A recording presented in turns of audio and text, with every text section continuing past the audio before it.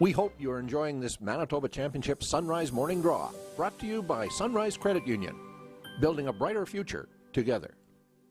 Eat! Curling in the small town part of Manitoba is really big in the winter. It's something for the community to do, and it really brings the community together. We can hold annual events like our Bonspiels and our weekly nights. It's really something to do for everyone in the community. You can do it from any age.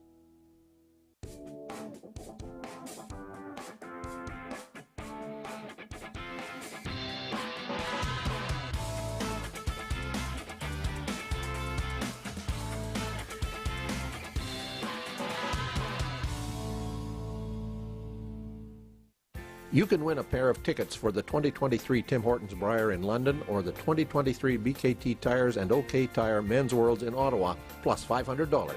Or maybe equip your team with a set of 4 of Asham's new Ultra Force brushes.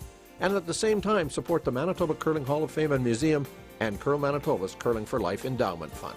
Raffle tickets are available now. 1 for $5, 4 for $10, 10 for $20. Buy online at fundingchange.ca/Curl Manitoba or scan the QR code on your screen right now.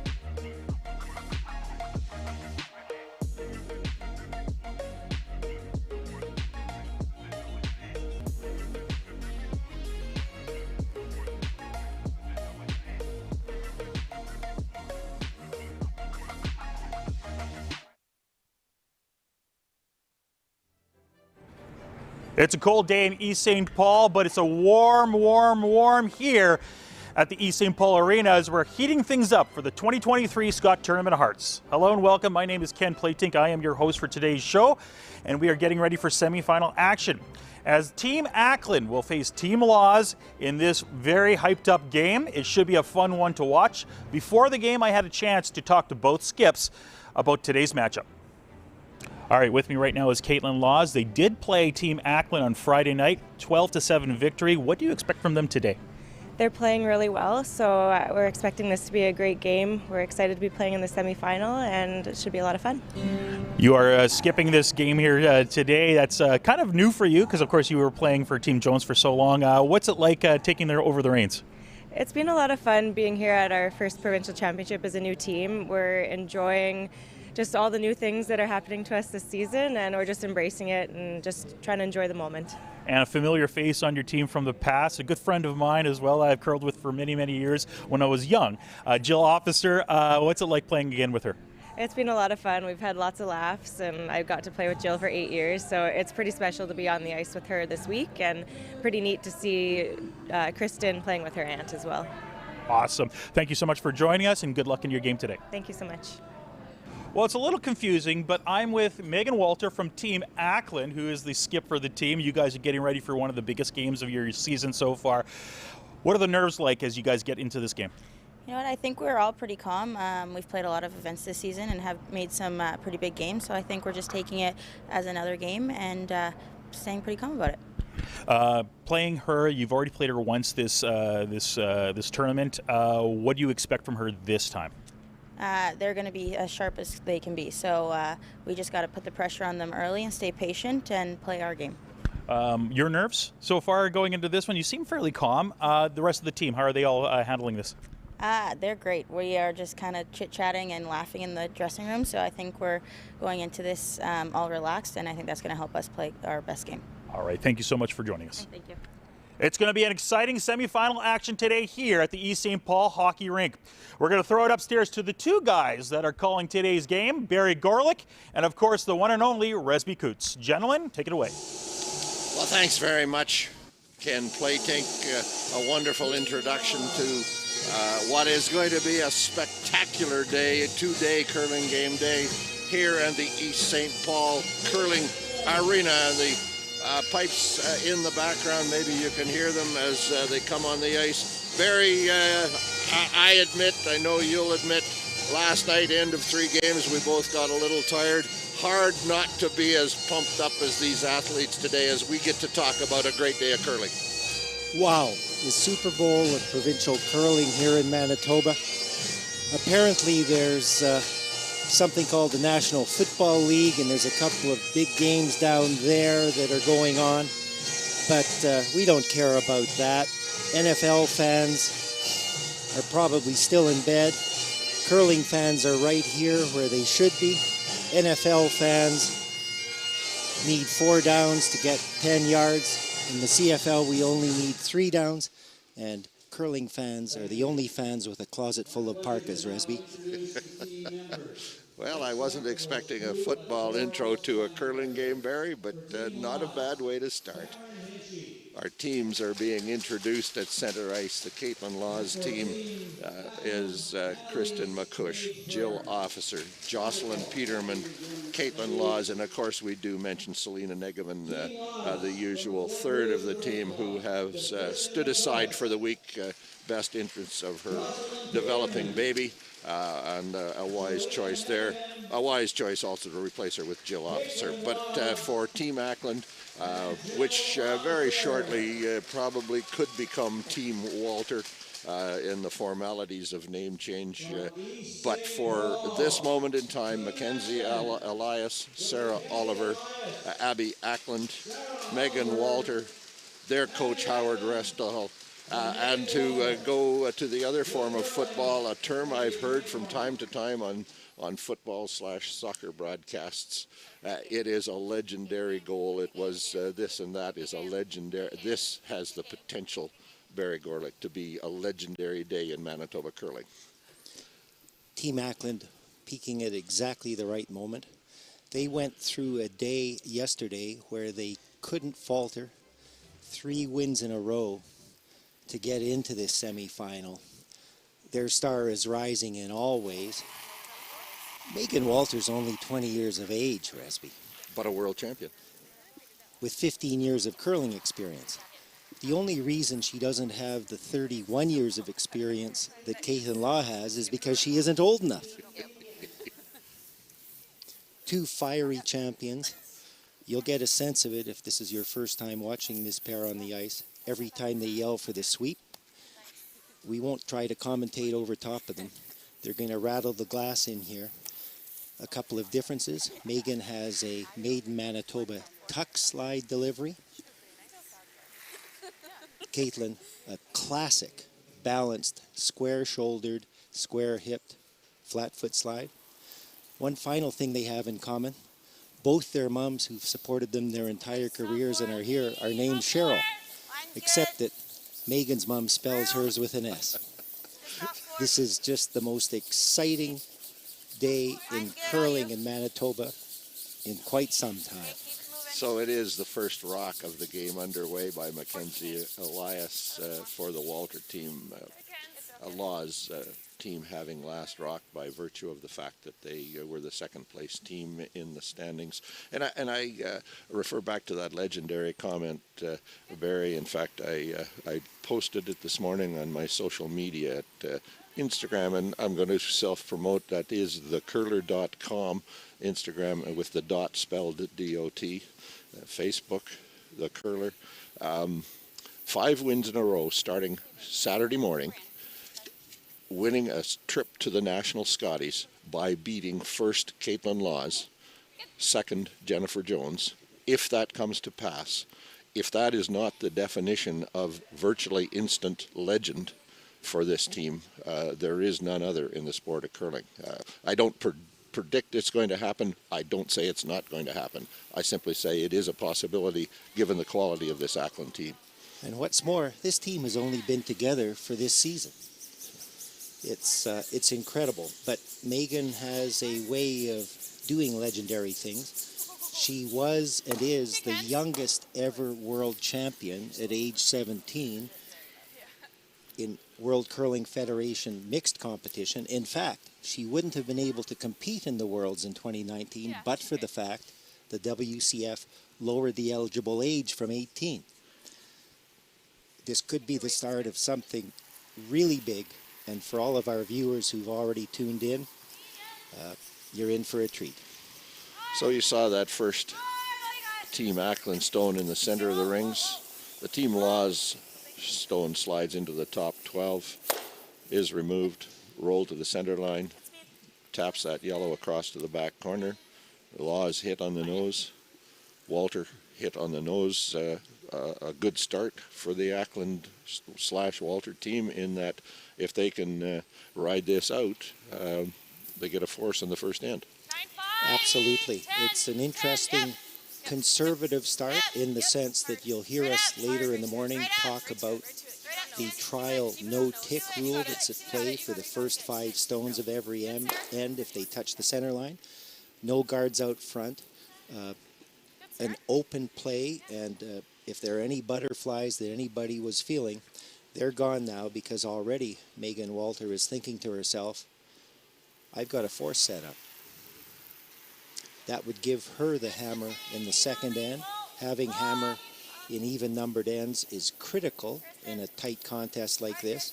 Megan's already thinking about the idea and would have spent a big part of this morning and last evening thinking about the idea of having last rock in the 10th end.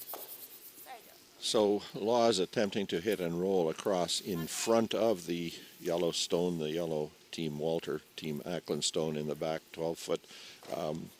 Rolls across, makes contact.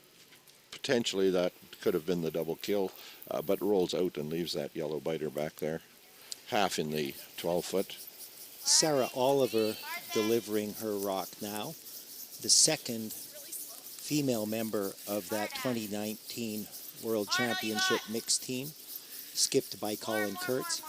Sarah and Meg Walter know each other extremely well. They love playing together, and they're a pair who will make a lot of shots just based on Megan's knowledge of the way Sarah releases the rock, the way she throws up weight, and the way she thinks through the game. This is Sarah's first year throwing second stone. She's been a lead all her competitive life, and she's adapted to it in the first 4 months of this season perfectly. So that yellow draw to split the rings comes up a little bit short, giving Caitlin LAWES the opportunity to remove the yellow stone in the back of the rings. And now we can point toward a blanked end unless the yellow shots by Abby ACKLAND roll out, in which case we'll see Caitlin LAWES try to take advantage of a corner guard. This is a path we've been watching the past 2 days. It's very straight with up weight. You can see that Megan is calling only about 6 inches of ice, and Abby is purposely throwing more of a control weight shot, about 10 seconds hog to hog, than a full takeout weight shot. And she does hit, rolls to the center line. Nicely controlled weight. We actually saw not only some rollouts on that exact path yesterday with the intern, but a couple of flashes. So here again, this team is wise beyond their years. They've realized that that path is something to pay attention to and executed that shot perfectly. Closer to center, the intern hit, a little more ice, similar weight, comes right to it. That's Olympian Jill Officer on the sweep. She may at this point in the Bonspiel be regretting just a little bit her decision to come out of retirement, because now 5 days in, she's swept hundreds of rocks, and there's nobody stronger on the brush than Jill Officer. But she'll be feeling it by now, Resby. She has been sweeping those LAWES team stones now for, this is the 9th game, their round-robin record. 7-1 they went into yesterday afternoon's final championship round game with a 7-0 record, perfect record, as did Jennifer Jones. An outstanding match yesterday afternoon in the the Jones LAWES game.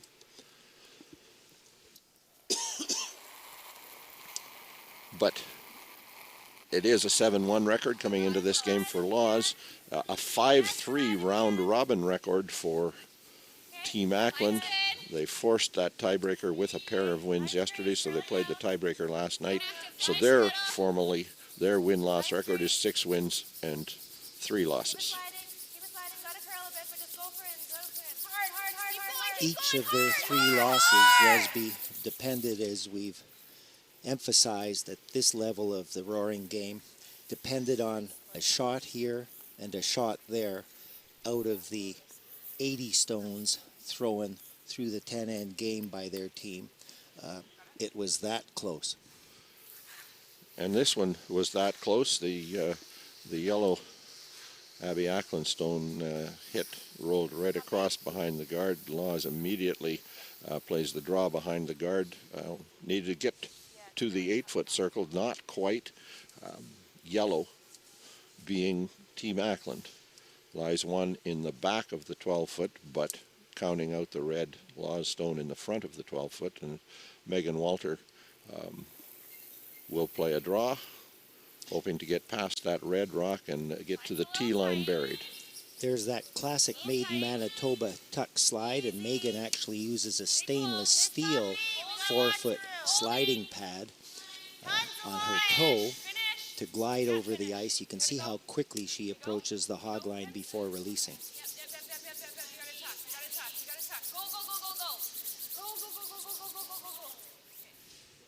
Mackenzie Elias on the brush, trying to bend that rock by brushing in the direction they wanted it to travel. So you can see from that long shot visual that she did tuck. As Abby ACKLAND was saying, you've got to tuck. She did get it tucked, but she did get it behind the tee line, and peeks out just that little bit, and I think Caitlin LAWES senses an opportunity to play to that yellow and perhaps move both of them a little bit. Rocks behind the tee line, we'll see throughout this morning, tend to be a problem for the team who puts them there. You're going to see play focused on keeping rocks that count in the rings above the tee line. Caitlin has a big opportunity this early in the game to take an advantage. She does throw that in turn. A little down from hit, a little up from draw. She's going to curl past the red guard with room to spare. But now, can she get to the nose of the yellow and make that double bump? No, she cannot. She leaves the yellow one as second shot rock at the back. But still, if this delivered stone now by Megan Walters is not well positioned, a 2 score is still very much in play for Caitlin LAWES. 10 just hit and flop on top.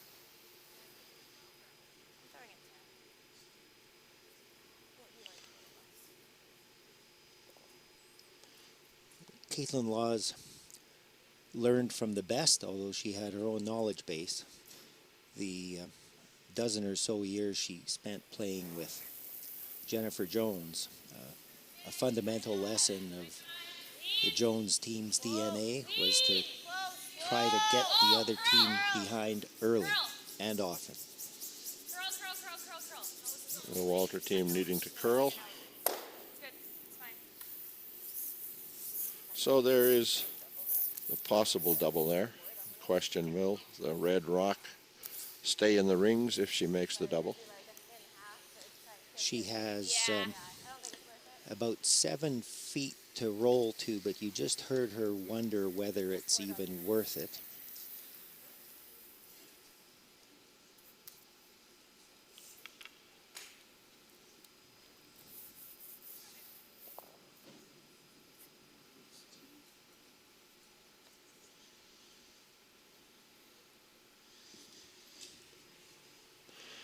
This again will be nice control weight. Caitlin LAWES, final shot of the opening end from the East St. Paul Arena. She set it back a little wide of the line that she wanted. Going to curl up.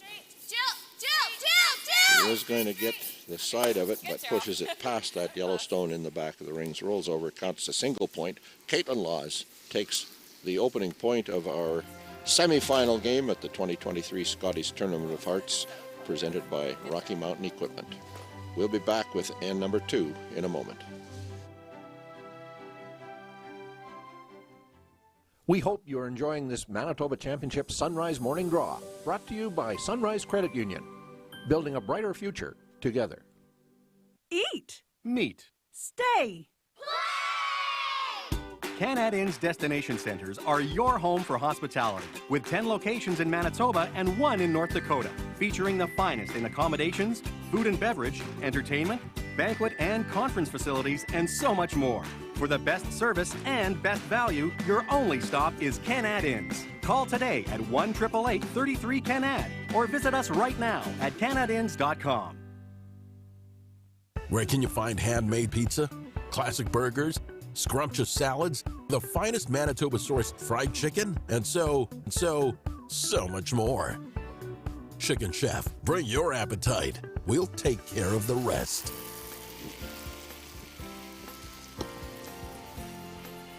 Opening stone.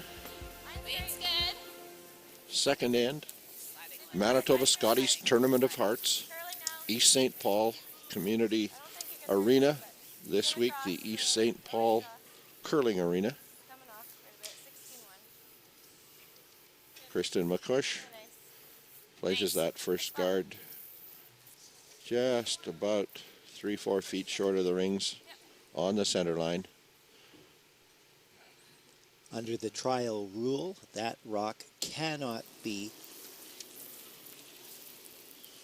touched over off the center line, so it's being ignored entirely.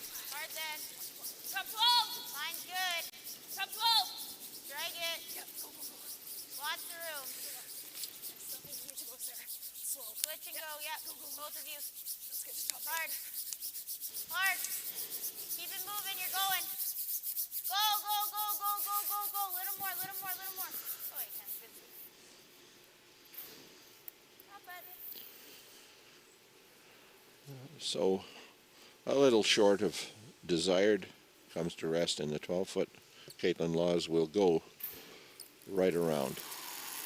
She's very happy with the stagger of those two front rocks, even though the closest one to the button isn't her color.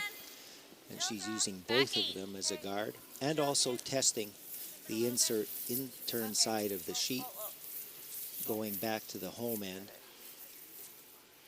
While we watch these opening rocks, I'm going to itemize my understanding of the current CTRS situation in regard to the wildcard invitations to the Canadian Championship, the National Scotties in Kamloops. Barry, you can follow along. Correct me if I turn out to be wrong, but Team ACKLAND sits as number 7 on the CTRS list. Number 1 is Carrie Anderson. Carrie Anderson is in the Scotties nationally as Team Canada. Number 2 is Rachel Homan. Rachel Homan is playing in the final in Ontario this afternoon, same schedule as Manitoba.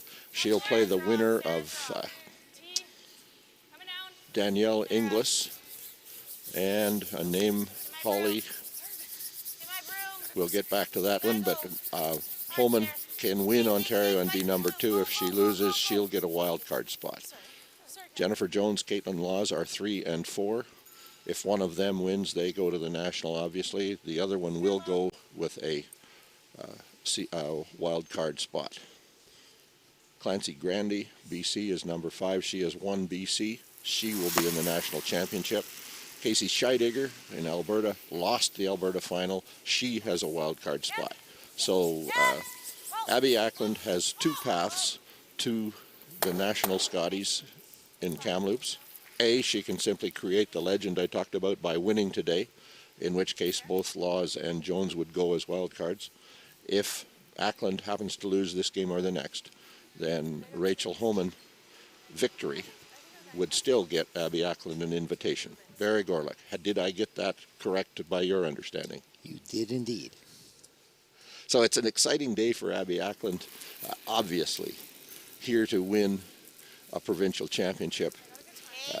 And once this game started, there'd be no thought of what's going on in Ontario with Rachel Homan's prospects later in the day. But these folks are also curling fans. They know what's going on across the curling world. And even with the 1 hour time difference, I can assure you of this. The ACKLAND team wants to be playing at 2 o'clock Exactly. Central Standard Time rather than wondering whether they should take a look on the streamed final from Ontario. So we're down to Jill Officer's second stone of the end. Laws team throws red.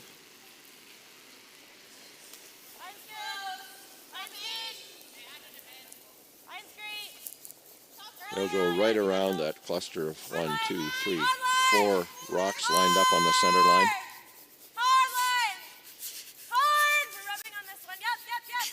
Shot stone is that yellow stone you see coming into view, and they will curl to and tap it. 2 guards, a pair of reds in the top of the rings, a yellow top of 4 foot.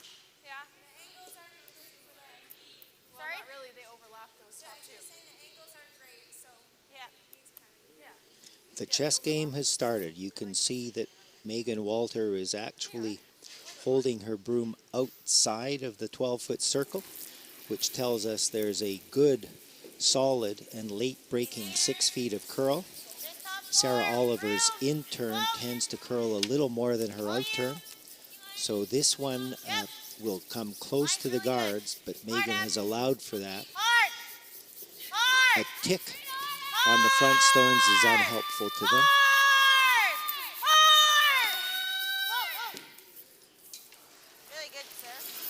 Nicely back to the button. That is a peach of a shot this early in the game. Perfect weight, perfect line call, heavy brushing, and came to stop just in time.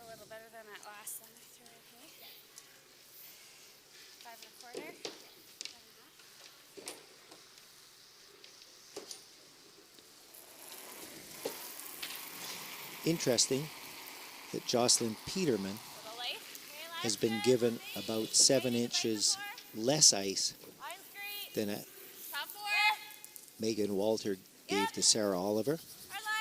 She's playing an extra pound of weight. So it is Peterman playing past that, hoping to play a tap on the red. She's not going to quite get the action she wanted.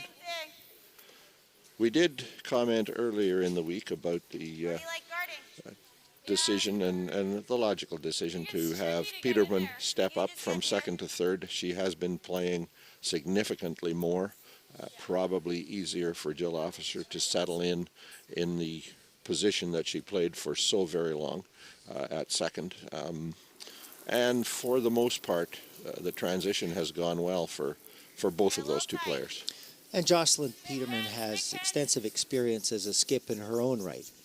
And along with her spouse, Brent Gallant, is a highly regarded mixed doubles player, so knows all about the touch game, knows all about upweight shots, has the full repertoire of shot-making capability and experience. In fact, they won a mixed doubles cash bond spiel here at the Fort Rouge Curling Club in December. So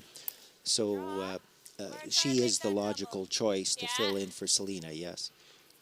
So that guard across the center line needed to stop to block the path to that red double tap. Overcurled. And if you haven't been with us through other telecasts, you'll see that late curl as the rock dies happen virtually with either turn any spot on the ice. I mentioned at the opening that this is going to be fun. Well, ladies and gentlemen, there is exactly 1 rock at the bumper at the moment. The 10th rock is about to work its way into the rings. For those who have somewhat enjoyed my comments on arithmetic earlier, we're approaching 500 pounds of granite at play here. In other words, the collective weight of the 4 players on each of these teams. So Peterman will go to the wide in turn again. Needs to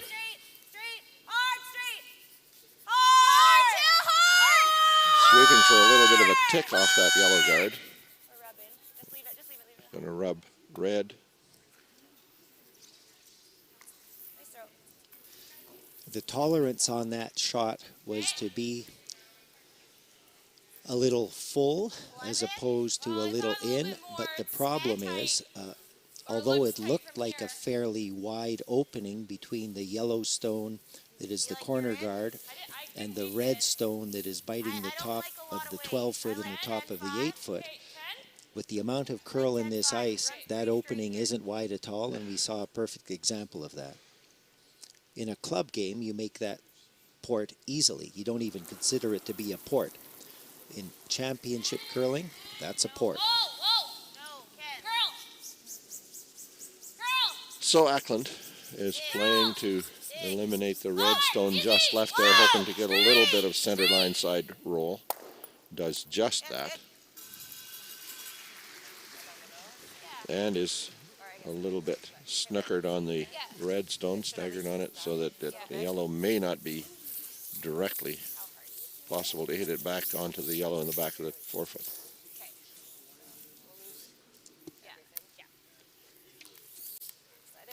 Right on a piece of it.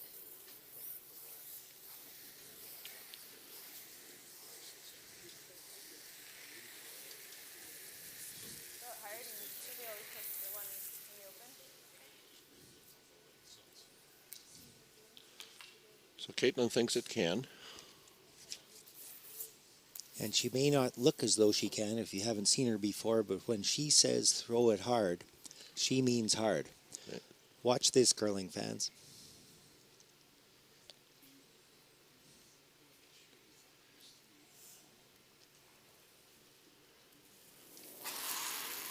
In-turn hit on its way. Clean. Whoa. Whoa. Whoa. Whoa. Whoa. Whoa. Just going to get the outside of the yellow. It will tick, roll back. In fact, removes the rock from the top of the 12-foot or 4-foot circle. 7 seconds, hog to hog. I think it's not too early in the day to say, Resby, they play a game of curling with which you and I are simply not personally familiar.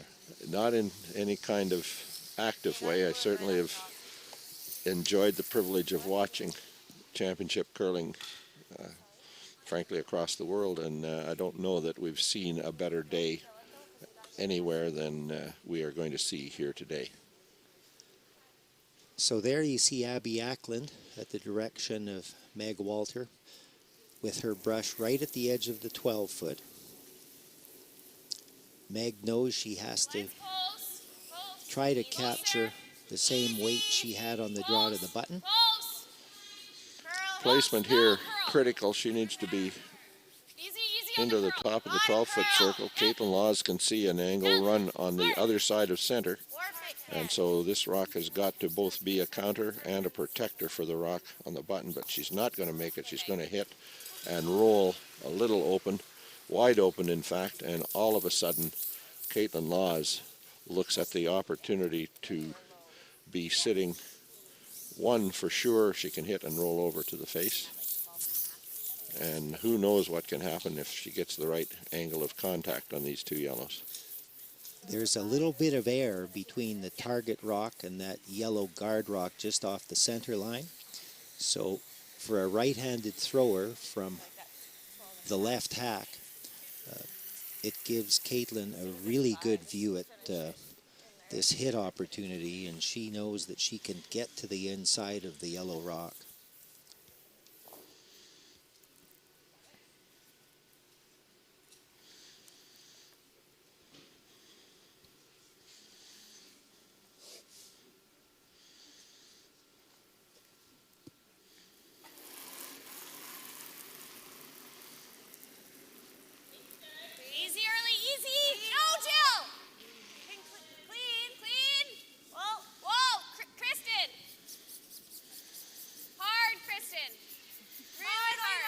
Just going to get the outside of that yellow stone. She's going to punch it right back through.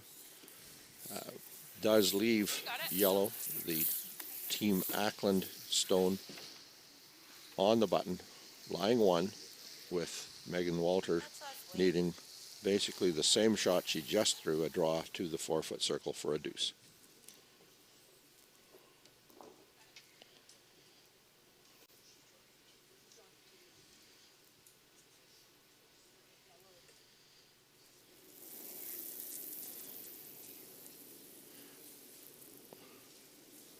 A simple enough shot, Barry Gorlick, but in fact a critical shot for Megan Walter at this stage of the game. In 3 ways. Confidence, obviously, knowing that she can put the rock on the tee line each time she sits in the hat.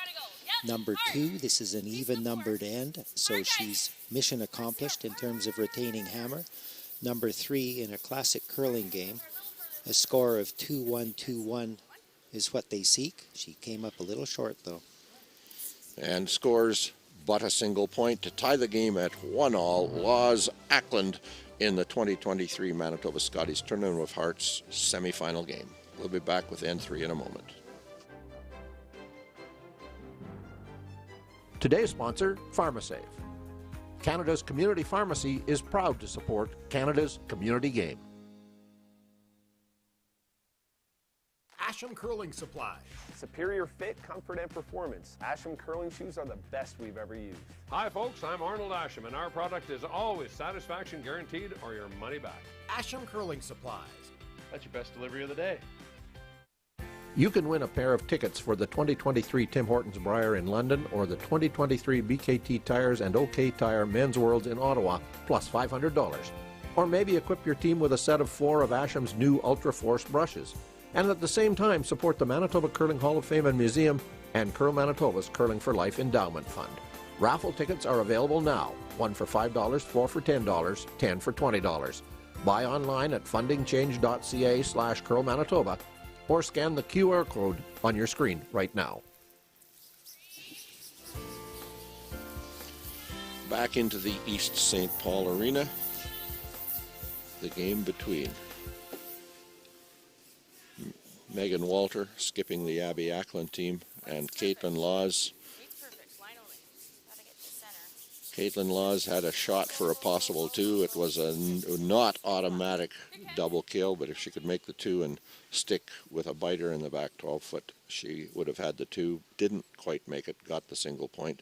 Megan Walter on the second end, a chance to draw, needed to pretty much touch the 4-foot and just came up biting the 8-foot circle. A couple feet more weight would have given her a 2, but after the 2 opening ends, our 2 teams are tied at 1-1. The situation is exactly the same as at the start of the game. Caitlin LAWES with last rock, but 2 ends of experience and an 8-end game now. And an 8-end game is something these teams are used to. That's the length of a game in the Grand Slam circuit, and the ACKLAND team was invited to participate in their first ever slam in Camrose, Alberta 2 weeks ago. And as first-timers against the world's absolute best, qualified for the playoff rounds. So 8-end games now, very comfortable for both teams. And to jump back to my note about the Ontario semifinal, it is Holly Duncan playing Danielle Inglis.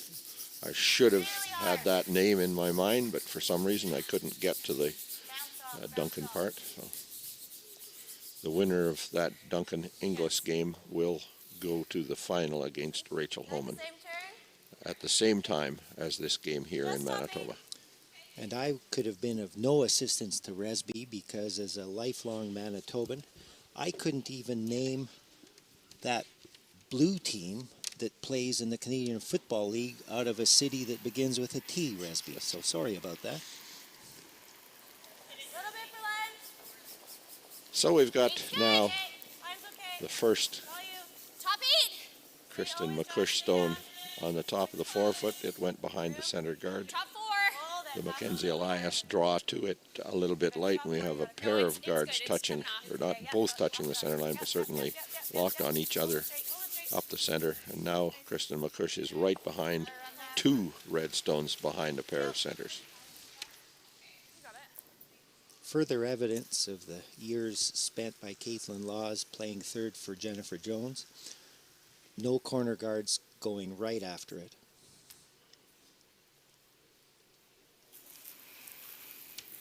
There have only been 4 rocks delivered. There are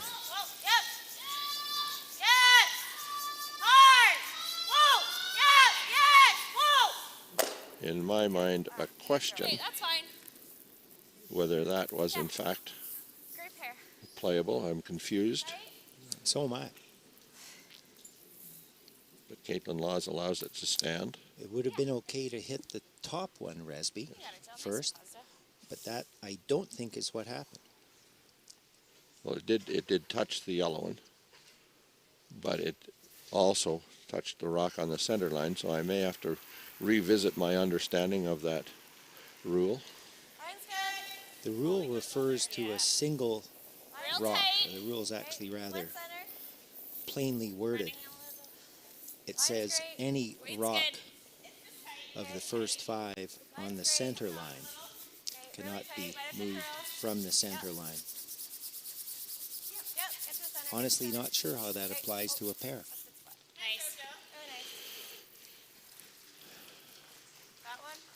If that shot was legal, we may have just seen a rather interesting strategic way around the rule.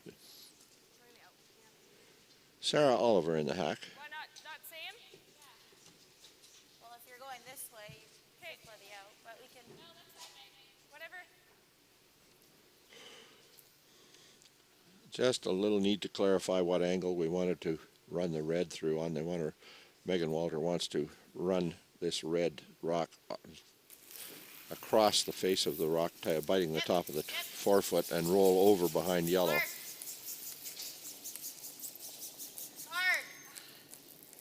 On that side, Meg. Good. Out. Hey, good. By the Yeah. Top 8. I think similar, Jill. You could give a hair more, but yeah. So the red guard is run through, contacts, moves the reds around, but does leave that center guard.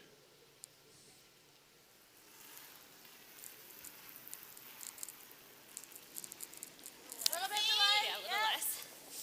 Yep. Hard. All you got. Gotta go. Hard. Jesus. Hard. So it's Jill Officer, and you can hear a little effort on the sweep there with Jocelyn Peterman, Kristen McCush, but she is going to get to the yellow, tap it. It remains on the center line.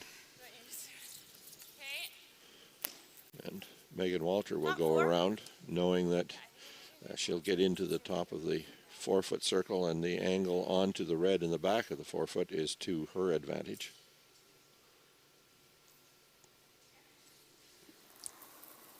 Again, exactly 6 feet of curl anticipated. Whoa, we got lots of room. No, Ken. Never, Ken. No. No. Wide, perhaps a wee bit heavy. It is going to curl up to the center line eventually, but on the center line in the back of the 12-foot does lie shot rock. That rock, with weight to the top of the forefoot, Barry Gorlick would have been to the center line, perhaps even across, given the curl we've seen. We've seen many over curls on that path in recent days. Utterly weight sensitive.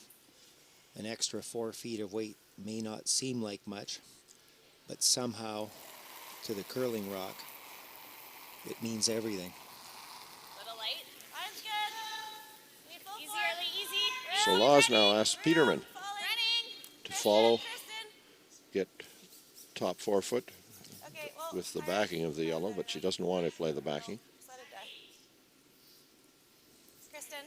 This one does have that less weight. It's going to die in. You can go. More. Slide in, comes back to the backing. At the hog line, that rock was outside the path of the 8-foot circle. So it's 15 feet from hog to top of the 12, another 6 feet to where it came to rest, a total of 21 feet. It moved 21 feet ahead and nearly 5 feet across. Incredible curl. So this now is Abby ACKLAND. Yeah, that looks like it's running hot. And you heard the comment, it looks like it's running hot. It is going to curl again toward the center line. It's going to come to rest, however, back in the 8-foot circle, back even touching out into the 12-foot. So we won't have to specifically mention it again because with the last 3 rocks, both teams have given us graphic evidence, a graphic demonstration of this whole question of weight sensitivity and its effect on the amount of curl. Huge opportunity now for the LAWES team. They can nestle in to be lying a couple. Any movement at all on the yellow stone at the back of the forefoot means LAWES lies 3. Early in the end, to want that to happen, LAWES needs to be on the top of the button. But here we see it dying and, frankly, warping as it dies, rubs that top rock. 2 words, weight sensitive. So, Megan Walter now and Abby ACKLAND believe that they can, with that dying weight, with weight to get to the top of the forefoot as the rock is dying, they can come in 4-shot rock, certainly to the face of the red stone in the back of the forefoot.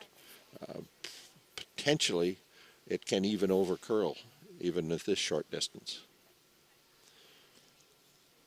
In the 3rd round of this heavyweight fight, these teams have tried to trade punches, but they've been missing with a few of them. So ACKLAND now in turn draw.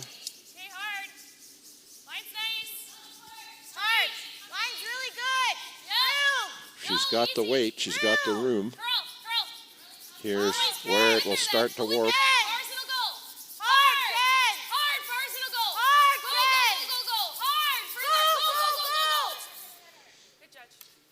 Does get to the top of the forefoot circle. A better result than being a little bit heavy by far. Now, the ACKLAND team has the LAWES team in a situation where they have to figure out how to get their second point, where before they were potentially looking at 3, who knows how many. For viewers a little newer to the game, the objective of the ACKLAND team in this end without hammer is to hold the LAWES team to a single point. A single point effectively is a win for Team ACKLAND throughout the game. It's referred to as a force, and that word is used wittingly, forcing the other team to be limited to only a single point, opening up the opportunity on the next end for Team ACKLAND to try to get a pair. So now we see Caitlin LAWES go wide, broom positioned just outside the 12-foot circle. There is a red rock, a LAWES stone sitting in the back of the forefoot, which is currently not counting. LAWES can draw to the face of it. She'll be coming around a guard that's 2.5, 3 feet off the center line, and will curl a foot to 18 inches once she gets past the guard. Stay close. Jill! Keep going. As this shot scrolls down, you see that yellow guard. She's going to miss that guard, and now curling in, trying to curl into the face of that red stone. Just doesn't quite make it. As you pointed out, Resby, the width of that yellow guard off the center line forced Caitlin to have to take a very wide path and actually to make sure that her weight was T-line on its own without brushing. And that shot may be there, but I'm not sure it is. For Megan Walter, as she throws her last shot draw, she's taken 4 inches less ice than Caitlin LAWES had. She'll throw an out-turn draw. She wants to get top forefoot. She needs to get to the button to be a counter. She'd be completely content, I believe, with a rock biting the top of the forefoot to prevent a deuce. But she is going to over curl. She is going to rub that yellow. Brings the guard much closer to the center line, and really does create the opportunity for Caitlin Laws to follow her previous with a real opportunity now to score a deuce. It's early in the game, worth a try, but again, I really don't think that shot was there. It is now, because the offending yellow guard has been jiggled close enough to the center line to open up the path to the button. And you can see that Caitlin this time is taking 7 or 8 inches less ice than she did on her first one. 4 1/4 refers to the split time, that is the number of seconds between the back line of the 12-foot ring that she's about to cross and the hog line that she's going to release the rock at. I can tell you that equates to a very quick ice surface. So it is an out-turn draw. It has to end up fully in the 4-foot circle, and now the sweep call is to try to get a tick off a yellow guard high outside the rings. They're going to try to sweep it across, but will not, and that out-turn draw by Laws rides a little wide, and it is a single point. So for the third time, 1 point goes on the scoreboard. Laws leads ACKLAND 2-1. After 3, we'll be back with end number 4 from the Manitoba Scotties in just a moment.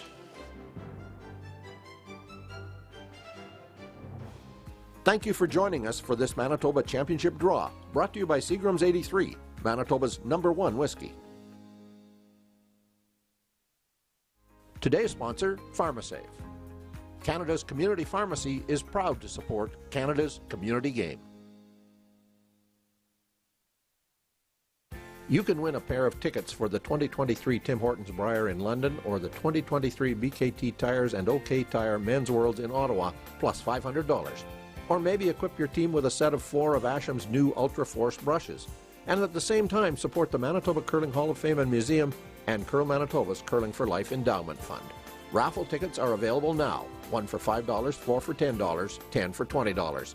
Buy online at fundingchange.ca/curlmanitoba or scan the QR code on your screen right now. We hope you're enjoying this Manitoba Championship Curling, brought to you by Seagram's 83, Manitoba's favorite Canadian whiskey.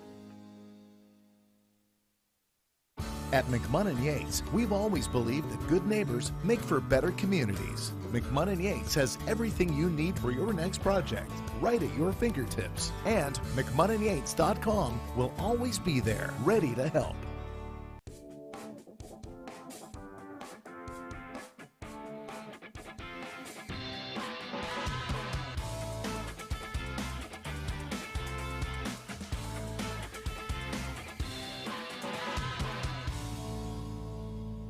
When life gets busy, getting everything done can be tough. With PharmaSafe's mobile prescription service, order your prescriptions right from your phone so they're ready when you are. Download the PharmaSafe app today. Live well with PharmaSafe.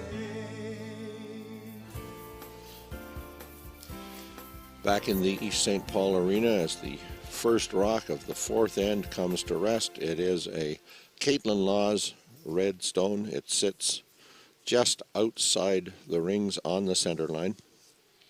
And folks, I will clarify the confusion from the previous end.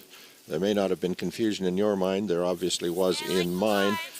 But over the years, I've experienced more than one misunderstanding, and this was another. My understanding of that no-tick rule was not as clear as it needed to be. Megan Walter was hitting her own stone on the center line, making it completely legal. It is inappropriate for the opposing team to remove an opposition team stone from the center line, but Megan Walter was completely within her rights to remove her own stone. So the yellow Team ACKLAND stone by Mackenzie Elias goes right around to the top of the button, peeks out a wee bit. Kristen McCush following. Where are you? Back 4. Okay. We're gonna get to... Whoa. They were our clock while they were throwing again. Okay. 10-5. You got it.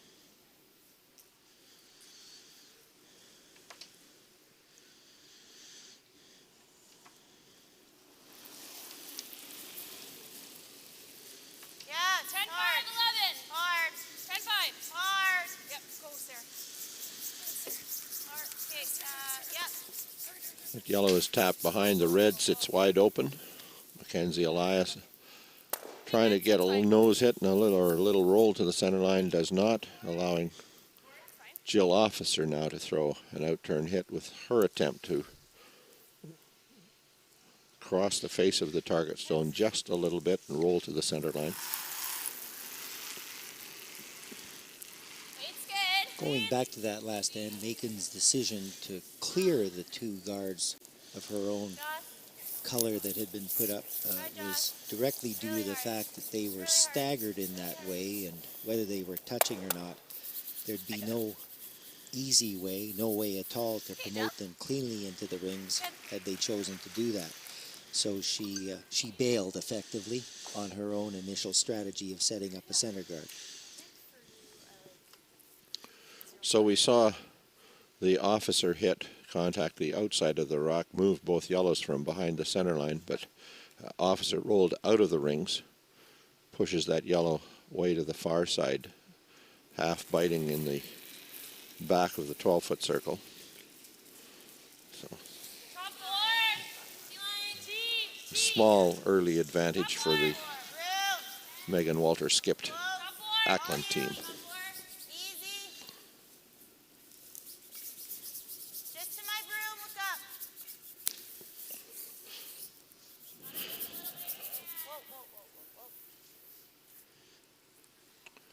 Sarah Oliver, draw to the top of the 4-foot.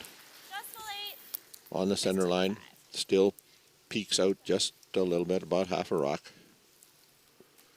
And LAWES will change gears from the outturn hit that she threw on her previous, now to an outturn draw.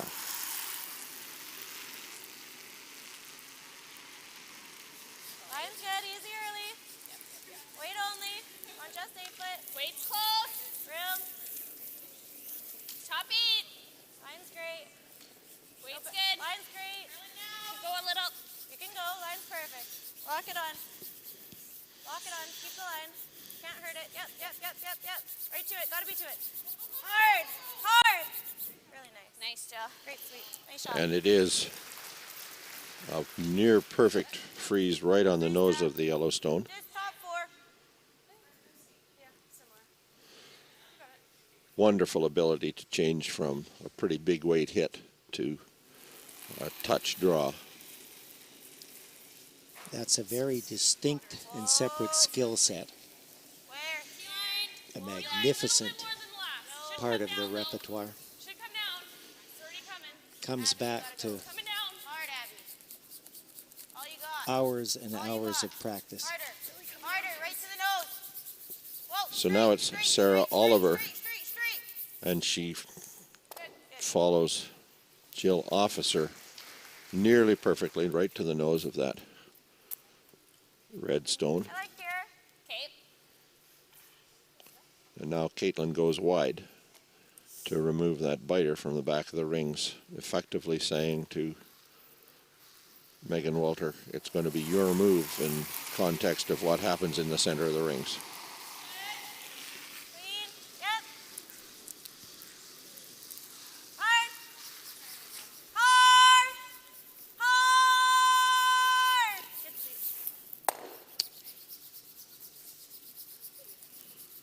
Hits and rolls right across the center, out the back of the rings, and it'll be kicked out of play. The one thing that Caitlin did not want to happen was to have that red rock stop right on the back of the 12-foot on the center line as a catcher for the yellow rock that eventually has to be moved out of the 4-foot.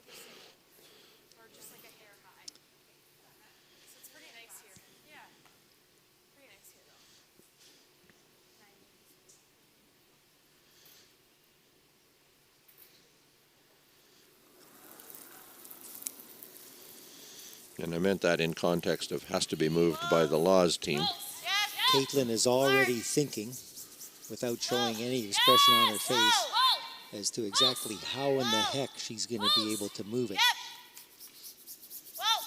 Advantage ACKLAND at the moment. And the ACKLAND team does play past that center guard. They get the tap, they get the jiggle, they move that yellow stone back to the button, get some separation. Red does now lie second shot, biting the forefoot. But Caitlin can see a nose hit, removing 2 yellow stones. And she asked Jocelyn Peterman to come have a look, just to confirm her own opinion that as early as it is in the game, it's worth it to take a little bit of time now, because as we've been speaking about through the week, in every end there's a shot sometimes too that really matter. Usually skip stones, in this case certainly third stone, and in every game there's a shot that can determine an outcome. Maybe 2, maybe 3, and this is one of those times.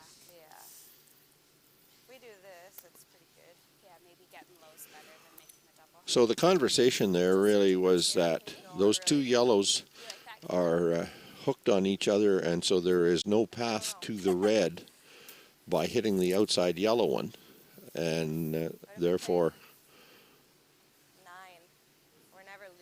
do we leave that?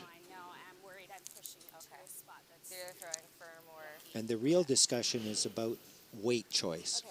9 referring again to hog time, which at this level is control up, down normal,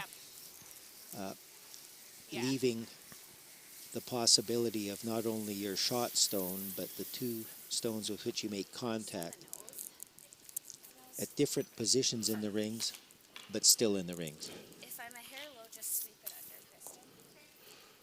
So the "if I'm a hair low" comment indicates a willingness to accept a roll behind that center line guard to the center line, but the objective is to hit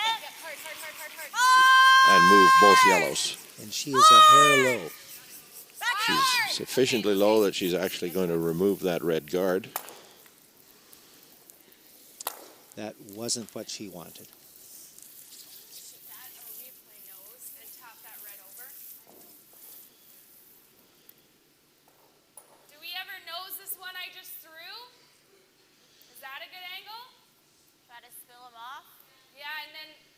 Hit the red thin enough that it goes this way?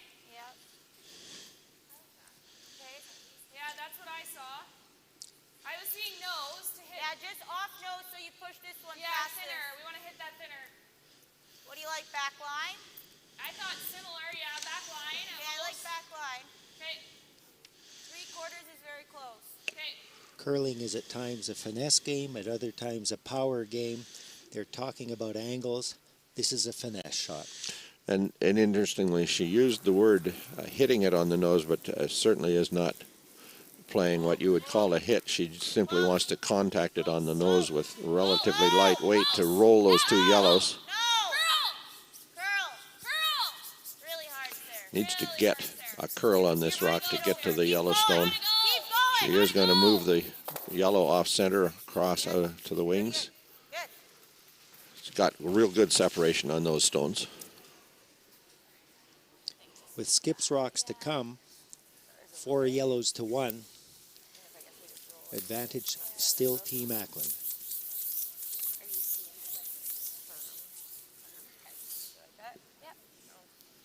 hard to go across the top. Yeah, I guess you could play it with less and just try to roll. Yeah. Into here too.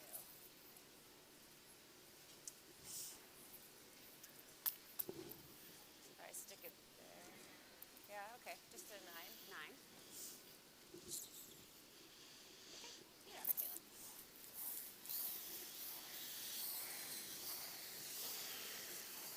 So Caitlin comes to the hack. She'll throw an in-turn hit. She wants to contact the yellow one just beside her brush. Yeah. roll across her red one and get to the yellow one in the other side of the 8-foot circle. Trying to get a thick half of the rock, which is to say that her throw-in stone, she wants to get across the center line of the target rock halfway. And it's underway. We'll see as she throws that in-turn hit up the center line. A sweep to bring it to the yellow. It may overcurl a little too much. It does hit and roll to that red stone. Difficult to know which might be shot stone. Shot is definitely yellow. Third shot. The counter between the two was my does look reference. like yellow as well. It really does. And so the idea here, I think, for Meg Walters is to, and I keep putting an S on Walter, and I shouldn't be. But, there's an S on her mother Cheryl's name, but not on the surname. So hit on the red, a little jump sideways might contact that red over there and spin to the 4-foot.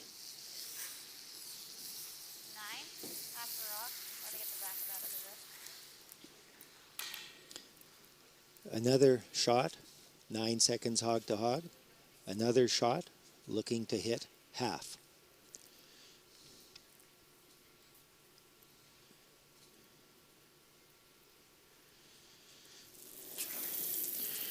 First of 2 for Megan Walter.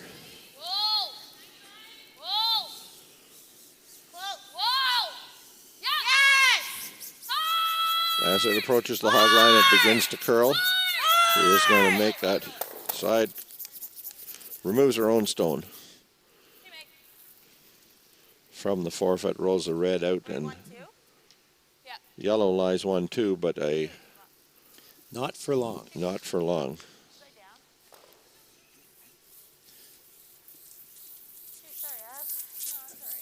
Megan, a little perplexed at the fact that that rock moved as much as it did, and that in spite of the fact that Sarah Oliver, who pound for pound is as strong as any athlete on the ice, was on her tiptoes, really leaning on the inside brush, trying to hold it straight.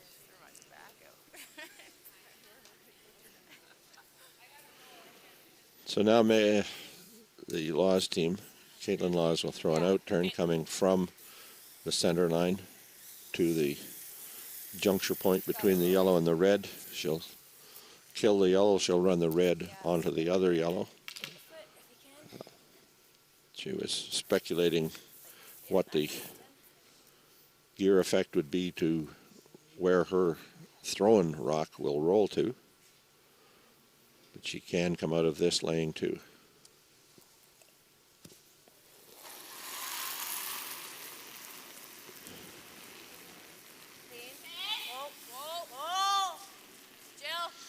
Running straight up the center line. That's really got to curl.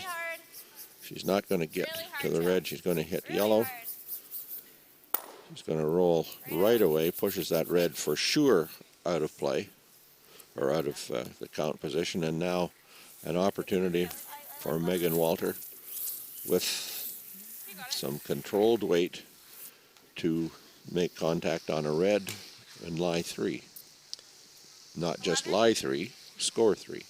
And a score of 3 in a game like this, with the level of shot making that we've already seen, is a big win of this end for Megan Walter.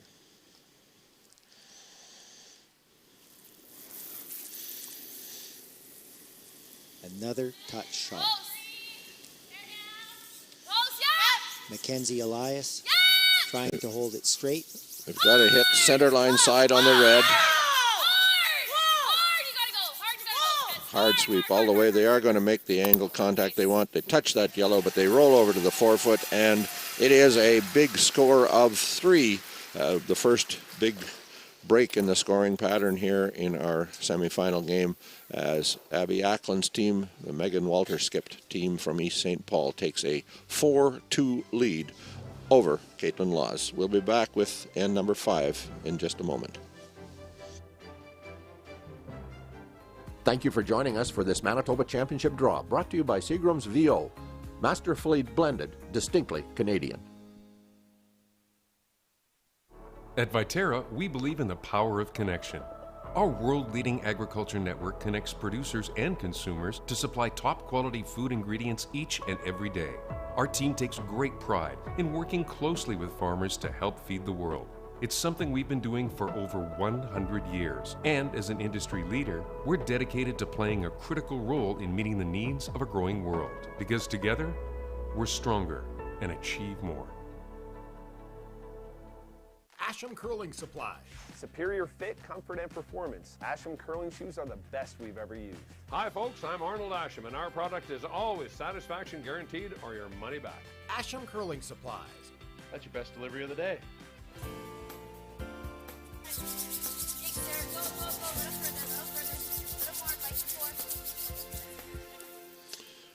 We're back at the Manitoba Scotties 2023 semifinal game. Caitlin LAWES against Team Abby ACKLAND, skipped by Megan Walter. A big break in the scoreboard. A 3 in any game is a critical point, but in a game against Caitlin LAWES, accomplishes a couple of things. Obviously 3 points on the scoreboard, but also a real boost for the younger team.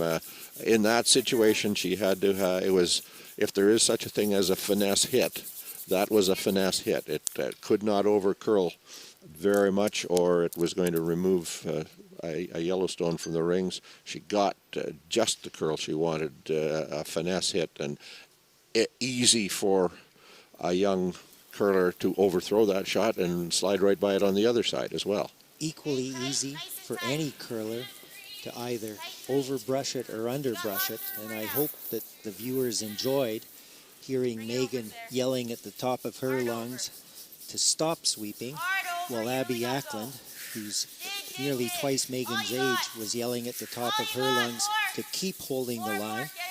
The brushers never hesitated, had no idea who to follow, but they knew that rock was moving, and they stayed hard on the line hold, and it made a perfect move into the stone and easily remained in the rocks. But the perspective that we had, which is the same one that Megan had, was that it almost seemed to be tracking a little on the straight side. But Abby ACKLAND was down on her knees, made the right call, and look, there's a statistic in curling, points for, points against. During all the years she played with Jen Jones, and now with her new team, Caitlin LAWES is at the top of the world in terms of points scored against her, keeping them to a minimum, points scored by her team, keeping them to a maximum. A 3 against Caitlin LAWES is a big deal in this game.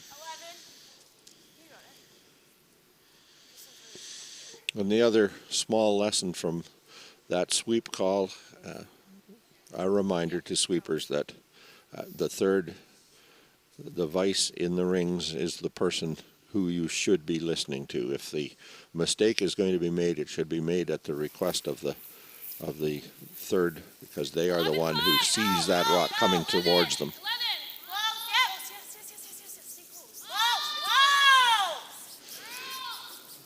The objective here for the LAWES team is beyond simple. Get a deuce, go into the fifth end break, tied at 4-4. Sarah Oliver, nicely past that center guard, room to spare, hits, rolls back under the corner.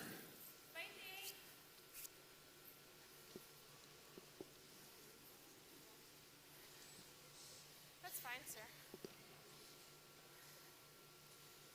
Here's, I think the oysters are down in hand and they're good. No, I don't think you're missing. I just don't like Ken's back's off a little bit, so this is me the whole time. Ron. T-line. Kristen. Back and forth. Jill officers draw. Wanted to get it to that center line behind the center guard. It does curl over. Lots of curl, but again into the back of the 4-foot circle. Walter not unhappy at all with the idea of hitting the red, rolling to the back corner of the 12-foot circle, getting a couple of rocks spread right across the rings, and trying to get into a situation to force LAWES to a single. That would be huge. Going into the 5th end break, still ahead, 4-3, with Hammer in the 6th end, and likely Hammer in the 8th end and 10th end. Statistically, the advantage would shift to the ACKLAND team. The likelihood of them winning the game upwards of 65%. So we see that hit not quite curling up enough, rolling out of the rings. Not a huge mistake, but a mistake that could come back to haunt. Resby, in a game of this caliber, with the number of high-quality athletes playing the game, I think every mistake is a huge mistake, and they would certainly view it that way. Although it's a distant and forgettable memory already. So we see the LAWES team, and this time they will get to the center line. You see that rock dying in, just carves into the top of the button.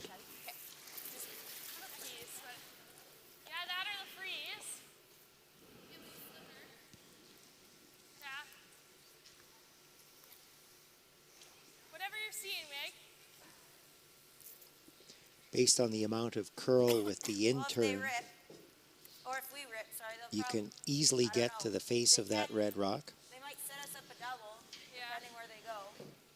Megan may be predisposed to want to try to rip the guard or to run it straight back.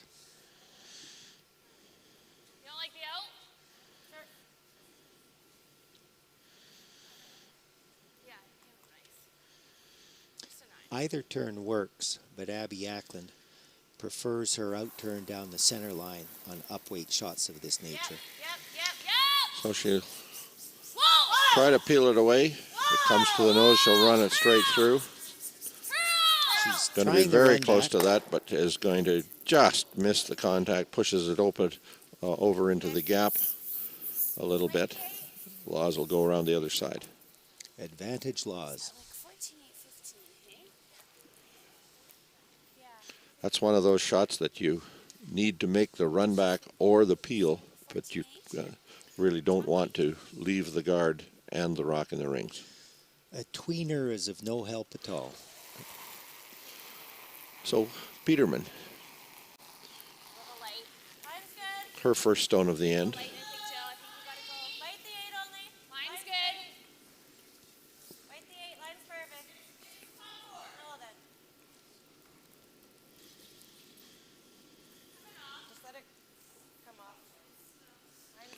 The weight's coming off. It will snap across again to the center line.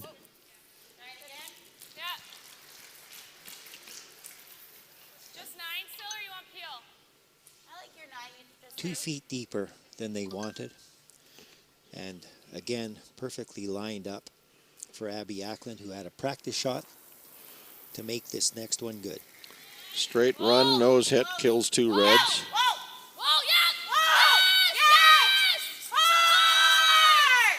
Very close. Kills 1. Does leave that LAWES stone on the center line. Trying to tap or just Hit it a centimeter low. A little bit of hesitation on the sweeping call, but a game of centimeters. If you look at this shot, that long red guard makes it very difficult for this shot to stop on the center line. There's that much curl that the tap on the red, a little roll under the yellow, is in play. But stopping a rock on the center line in the top of the rings is a very touchy shot given the placement of that outside red guard and the amount of curl we're seeing. So the Peterman stone is underway. Rides wide to the hog line. begins to curl and is in fact going to contact that wide red guard and roll to the center line as a center line guard. Same comment as 2 ends ago on that path, Resby. Possibly a shot that wasn't there, as you predicted.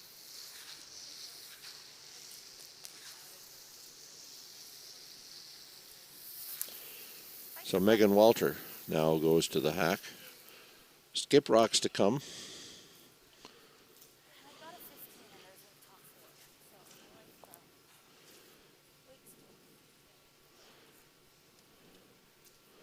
She'll play this wide in-turn draw.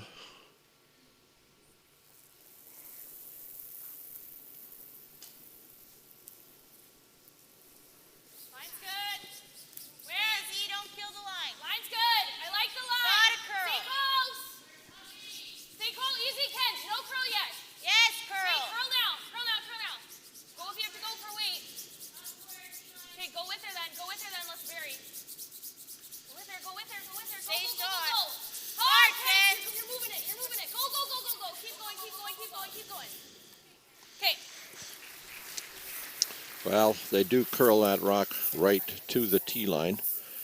Needed to over curl to the center line to challenge Caitlin Laws very much with this shot, and Laws has the opportunity to follow with just a little bit more weight, tap it to lie 2. They left it as long as they could for the weight to come off, but it just was outside the correct path by enough, and by enough I mean maybe 2 centimeters, that it didn't finish as hard as they would have hoped. Once again, head ice tech Greg Owasco has provided these athletes with a tremendous playing surface. And sailing down that playing surface is the Caitlin Laws in-turn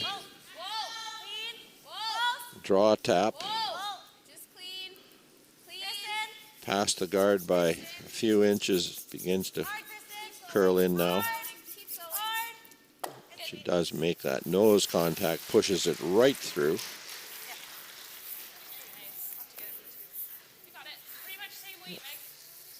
And if Walter can throw her rock frozen to the face of this red stone, she will have probably accomplished the primary objective of forcing Laws to a single. So a club curler would say, let's bump that one on the 4-foot circle back. Megan Walter and Abby ACKLAND have said, let's try the much harder shot. Let's try to freeze one perfectly against the face of the shot rock, making it virtually impossible for Caitlin Laws to fashion a second point. Line's really good. Just top floor. Do it. Just top floor. Bounce on this line. Bounce on this line. Okay, it's good. Good. Whoa. Easy. Just do it. Yep. They don't want to bump this red rock very much. They're going to come right to the nose of that red stone in the 4-foot circle. Move it back 3 or 4 inches. It sits on the tee line, and there becomes a question of whether or not it is possible to score 2 in this end. It is possible, not probable. That bump was sufficiently strong that it looks as if there's a way in which to catch an inch of the yellow stone and squirt it through the gap. But Caitlin is actually liking the looks of coming off the yellow stone that she's standing over.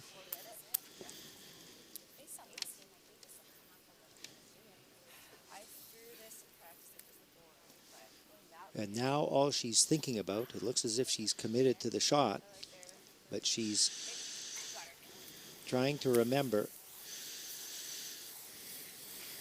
how this rock ran when she threw it in practice. So here we go. An in-off Caitlin Laws will throw an in-turn hit. She'll try to come off the yellow, half buried in the 12-foot circle, contact her own rock on the center line and push it onto yellow. If she makes this shot purely, she will score the 3 that Megan Walters so desperately did not want to give up. So we'll see. It's underway. It's going to be close. She's just going to tick it, and in fact will make that, but pushes the red out the back, only scores a deuce, a wonderful 2 to tie the game at 4-all after 5 completed ends. The teams will go to a much-deserved 5th end break, and we will be back with the 6th end in just a moment.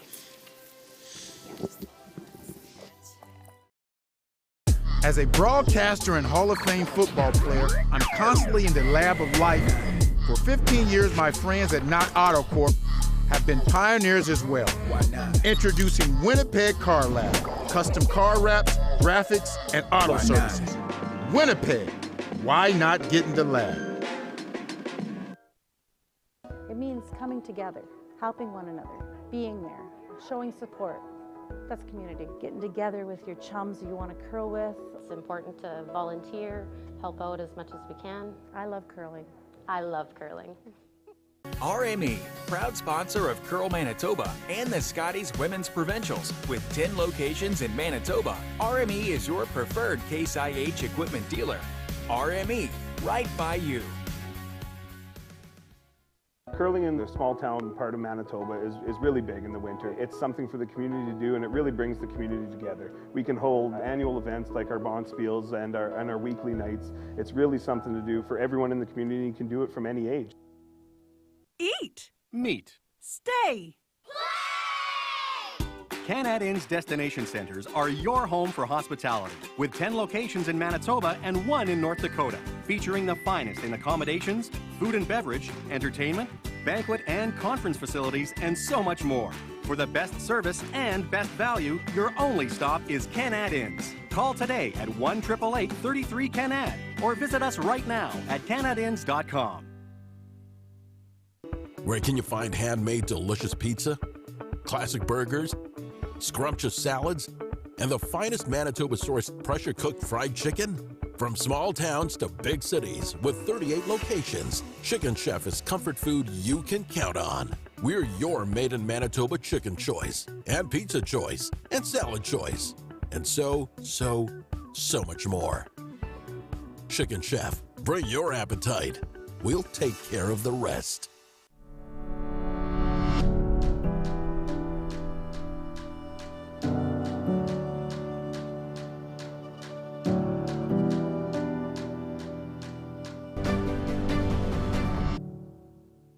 Asham Curling Supply.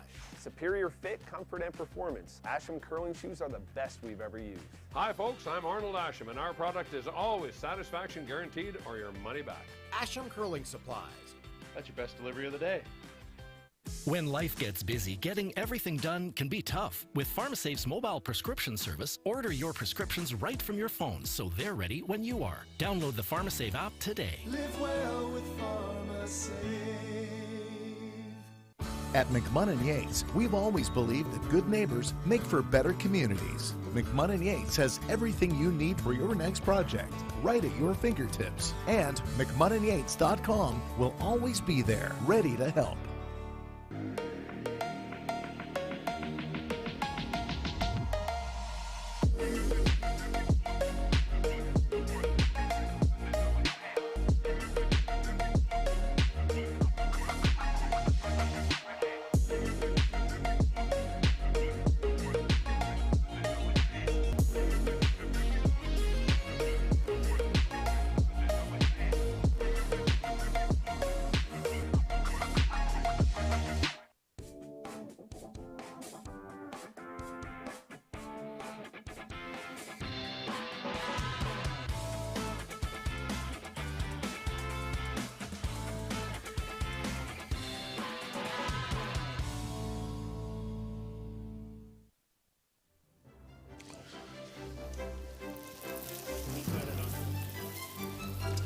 So we're back inside the East St. Paul Arena.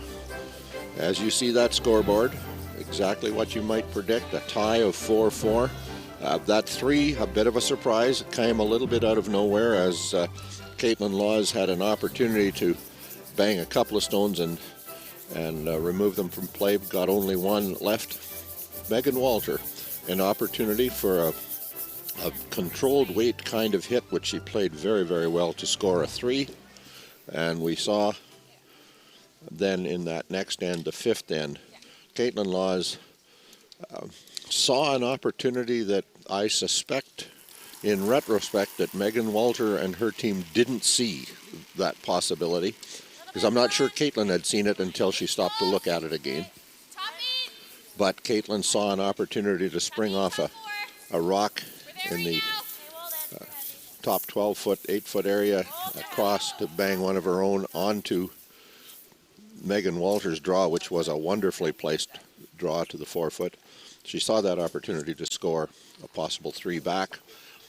Angle not quite perfect. It was a wonderful shot, but she did roll her shooter out of the rings after making the contact, and as a net result, a deuce goes on the board. So Laws has scored 3 times, 2 singles and a deuce. ACKLAND has scored twice, a single and a 3. ACKLAND with hammer in the even-numbered ends, and we go to the 6th end.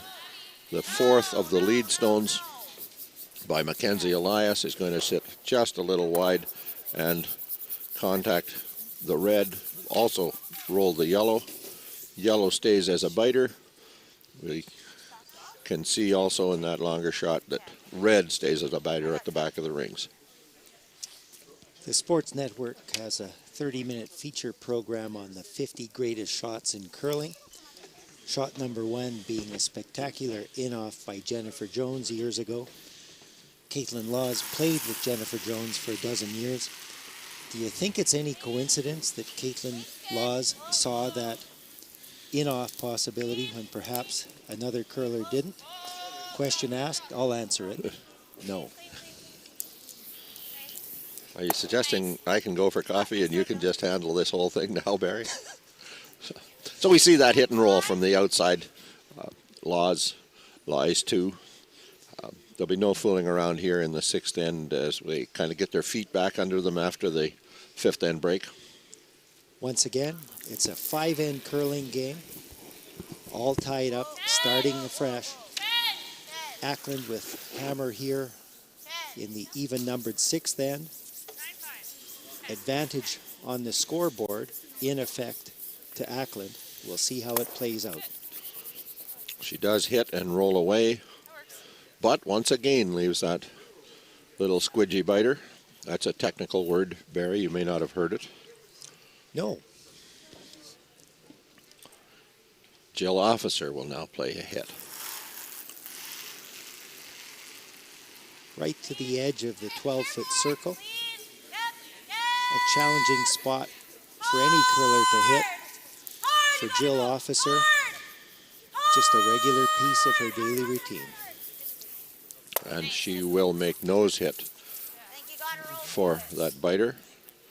Walter says, we'll play the hit, we'll roll to that rock in the back. Coming back to that last hit by Jill Officer, curlers with experience who are viewing this telecast will know how difficult it is. It looks easy. It's not.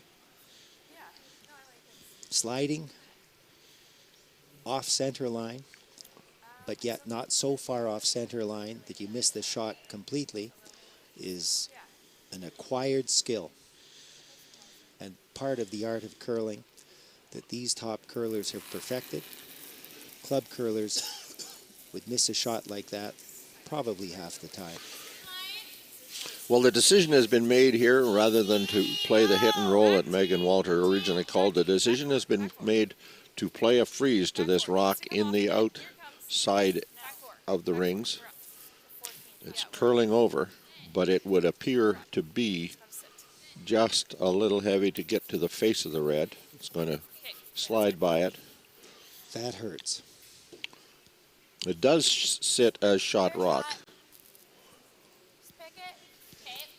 half tucked behind a rock on the tee line, or behind the tee line in the 12-foot. So they'll peel it. There was a risk to that shot.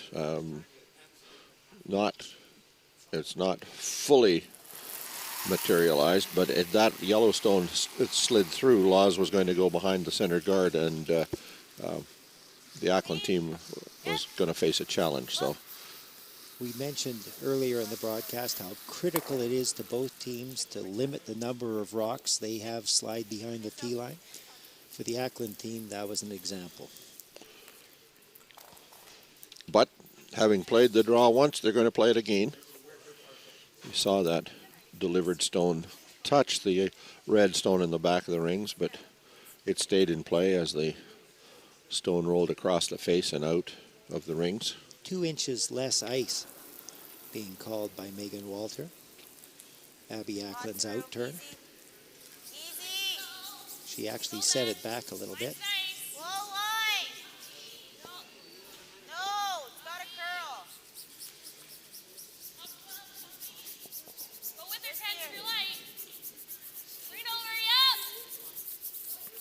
So the hard sweep to get it to curl over to that red stone, and it will sit now. A nose hit should remove that red stone.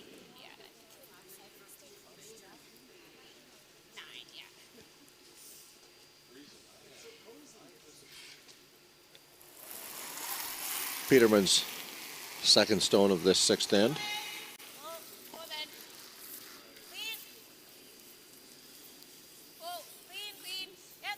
She'll curl to the face of it. She'll bang that yellow. Does, in fact, push it past and leave the red. Perfect in-turn throw. Tracked like an arrow. Abby ACKLAND will try to follow it. But she wants the big roll. In Which is turn. why she's throwing 10.5 second weight, actually down control weight. This one seems a little bit up, and she's a little bit full to the broom. She's just going to get to the nose of it. We'll set shot rock. 0.6 of a second, the difference between the weight that Megan Walter was expecting, hoping that the rock would curl past the face, the throw-in rock, and as Resby mentioned, move toward that center guard. That 0.6 of a second making all the difference in the amount of curl that they actually saw with that rock. A nose hit, again, not helpful to the objective of trying to set up a deuce in this end.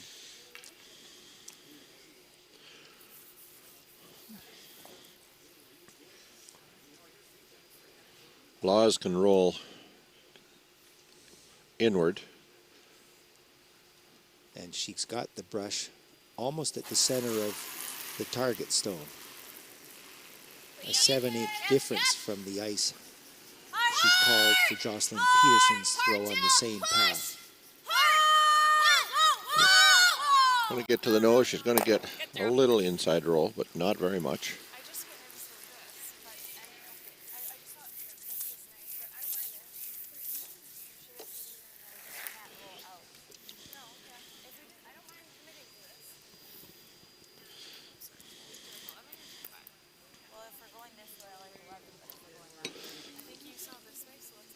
Skip stones to come for the Walter ACKLAND combination. Caitlin LAWES has thrown her first here in the 6th.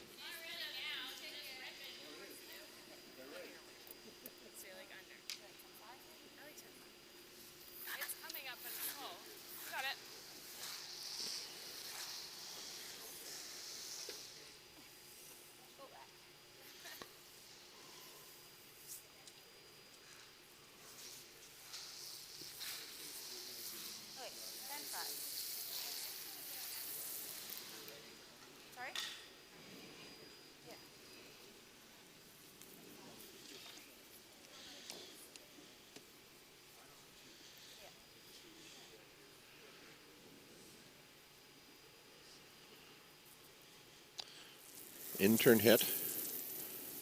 Again, down control, 10.5 second hog-to-hog weight, giving the rock a chance to move and a chance to the sweepers to control its movement. On across the face of the target stone and roll to the center line.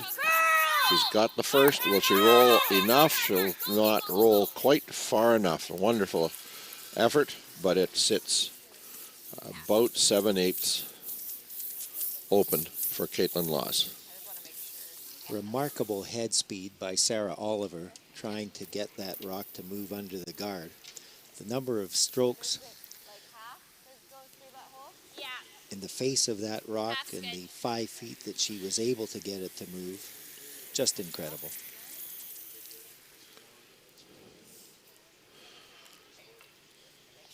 Laws just needs to be a little cautious about pushing this yellow stone back onto the red rock in the back of the 12-foot. Saving her shooter is not a consideration. No, in fact, if she jams the yellow, she will have rolled over to set up a double kill opportunity, so she doesn't want that to happen. The out-turn hit, in-turn hit, is just going to pick the edge of the yellow, going to roll across, bang one red one out, but doesn't roll out, does leave two reds. Mission accomplished. A force to a single point. Megan Walter with essentially the entire house to draw to. We've seen this path before. 6 feet of curl expected.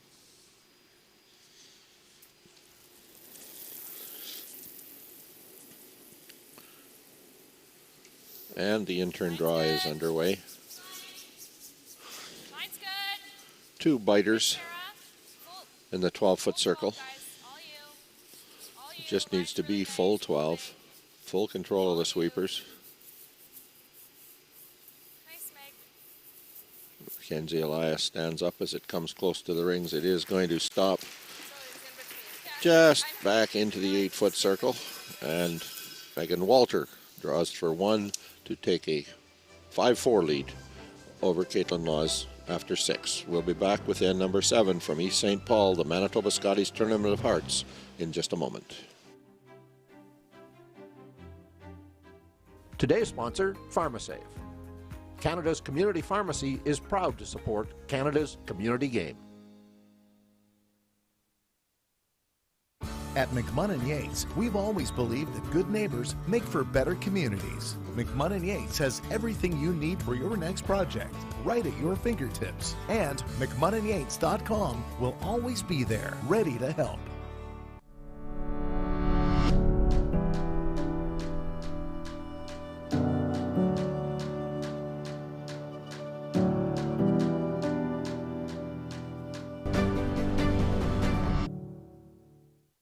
You can win a pair of tickets for the 2023 Tim Hortons Brier in London or the 2023 BKT Tires and OK Tire Men's Worlds in Ottawa, plus $500. Or maybe equip your team with a set of 4 of Asham's new Ultra Force brushes. And at the same time, support the Manitoba Curling Hall of Fame and Museum and Curl Manitoba's Curling for Life Endowment Fund. Raffle tickets are available now. 1 for $5, 4 for $10, 10 for $20. Buy online at fundingchange.ca/Curl Manitoba or scan the QR code on your screen right now.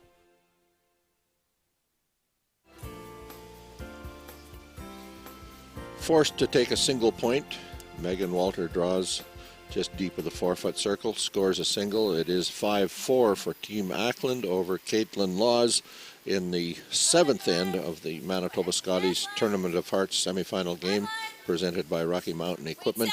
And with that single, Barry Gorlick advantage flips over to Caitlin Laws, now having hammer. Sure does. Hammer in 7, hammer in 9. The objective being to score 4 points in those 2 ends with hammer and to force Megan Walter to get no more than a single point in her 2 ends with hammer. That's how you fashion a win.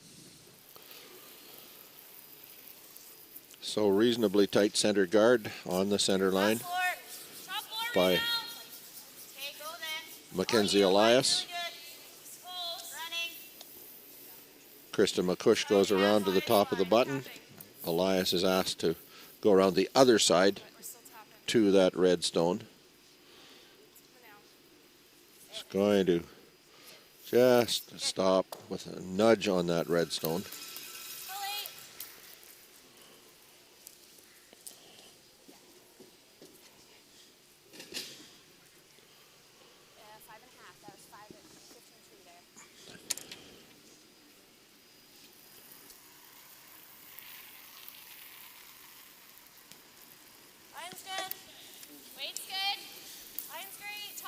The no-tick rule has changed the game for Leeds in two ways. One, the tick shot now is not a part of their arsenal. More importantly, Kristen McCush throws far fewer guards than she ever did, especially with hammer, and is being asked time and time again to come right into the rings in order to get as close to a freeze of the opposition stone as possible. Megan shifted to the other side now to take advantage of what we've seen to be a very readable but significant amount of curl, which should permit this stone from Sarah Oliver to bend right into the face of the red shot rock that's sitting on the button. Just coming to that spot on the hog line where it begins to curl in a big way. It's going to again get to the red and just gently tap it. Two yellows in the 4-foot. Red still shot rock. LAWES team throwing red, and now Caitlin will remove center guards.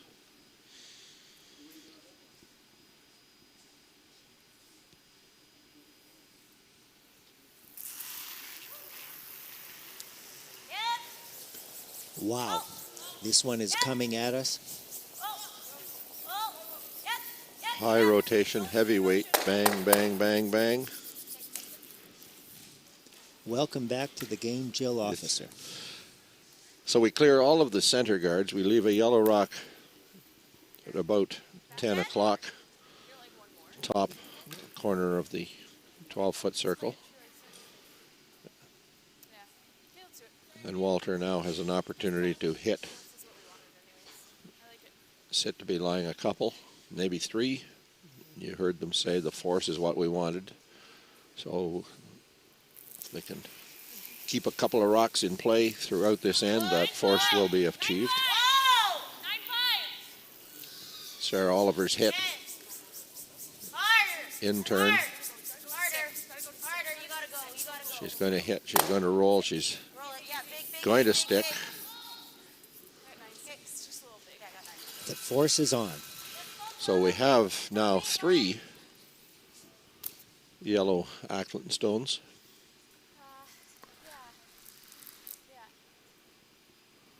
Caitlin LAWES will try to negate the value of 2 of them by going around her wide red guard that's a couple feet off the rings.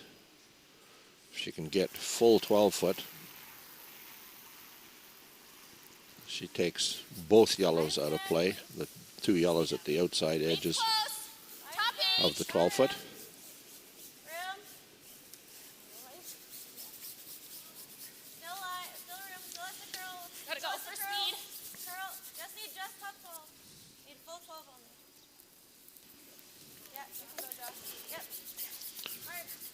And that nice control of draw weight as Jill Officer just bites the 8-foot circle, not buried. Try this at your local club next time you're there. Try throwing a 7.5 second takeout shot with a stone, as Jill Officer did with her first one. And then try throwing a 15-second hog-to-hog draw shot with your next one. See how close you come to accomplishing exactly what Jill Officer just did. So Abby ACKLAND will play the peel, but she's going to run it straight through and roll it out. It was do not believe that was the call. It was not. But it certainly was a positive enough result, except that it still leaves a guard for Jocelyn Peterman now. Advantage to Walter, however, is that it's now a yellow guard, and if it can be run through and jammed in, it becomes part of their counting scenario. And it's nice and close to the ring, so a high percentage run back shot if that materializes.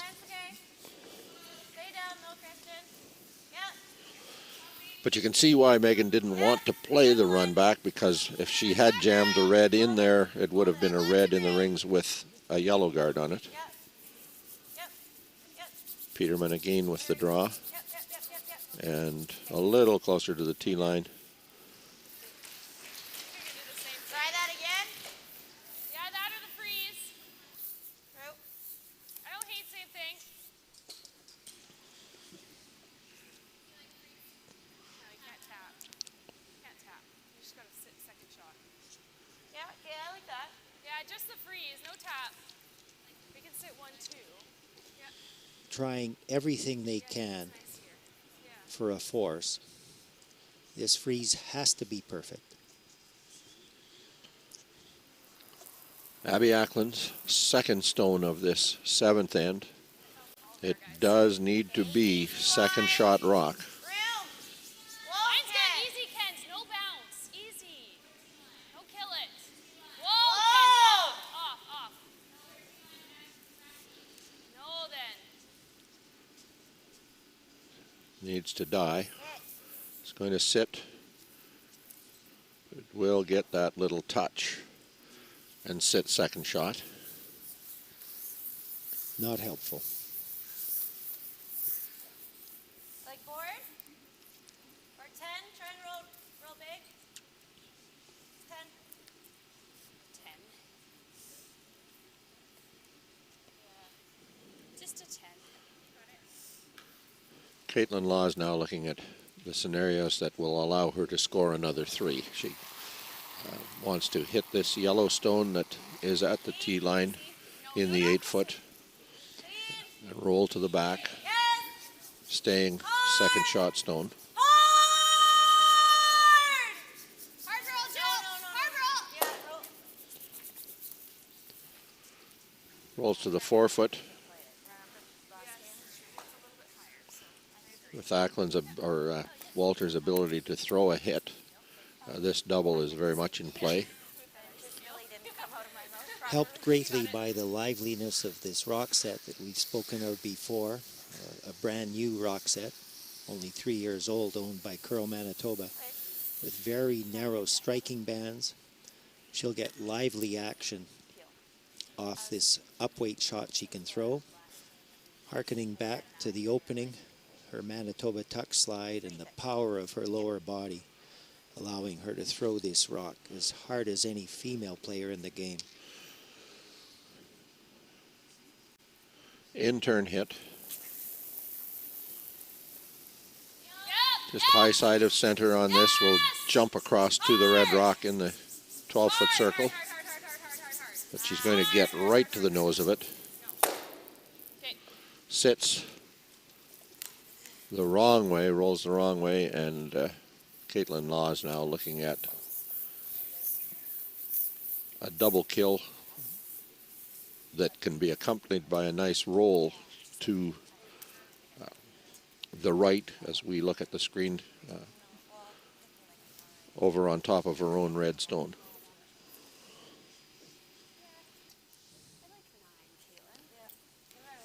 Simply put, Megan had to roll to the other side. Whether she made the double kill or not, she just had to get the separation to protect herself from what's about to unfold. The liveliness of the rocks means that they will be exiting the rings very easily so long as full contact is made with the top one.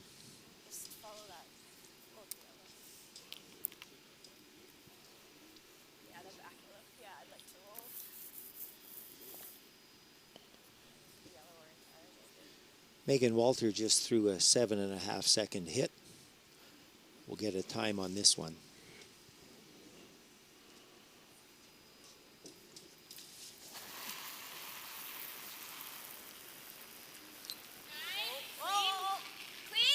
It's underway. It is the intern hit. She wants to hit Yellowstone high side, double kill 2 yellows. She will roll over and, in fact, push her own out of play. Rolls out the back. Yellow, ACKLAND lies 1, possibly lies 2. Abby ACKLAND says, I believe we lie 2. Certainly looks like 2. That was an unintended consequence. Caitlin needed to get a little bit more of the target rock. She didn't overthrow it. It was just an 8.7 hog-to-hog time on that takeout, but it didn't move up the way she expected it to. Force back on.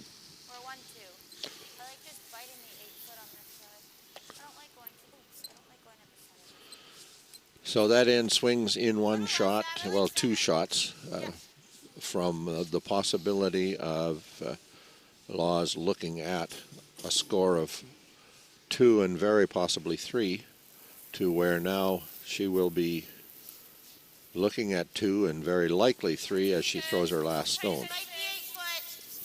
And Caitlin LAWES makes her way down the ice. Looking at her clock, it becomes not yet a big issue for the LAWES team, but time is going to get tight as we get closer to the end, and she will throw this Yellowstone into the 8-foot circle. The LAWES team has used up almost 3 minutes more than the Walter team to this point in the game.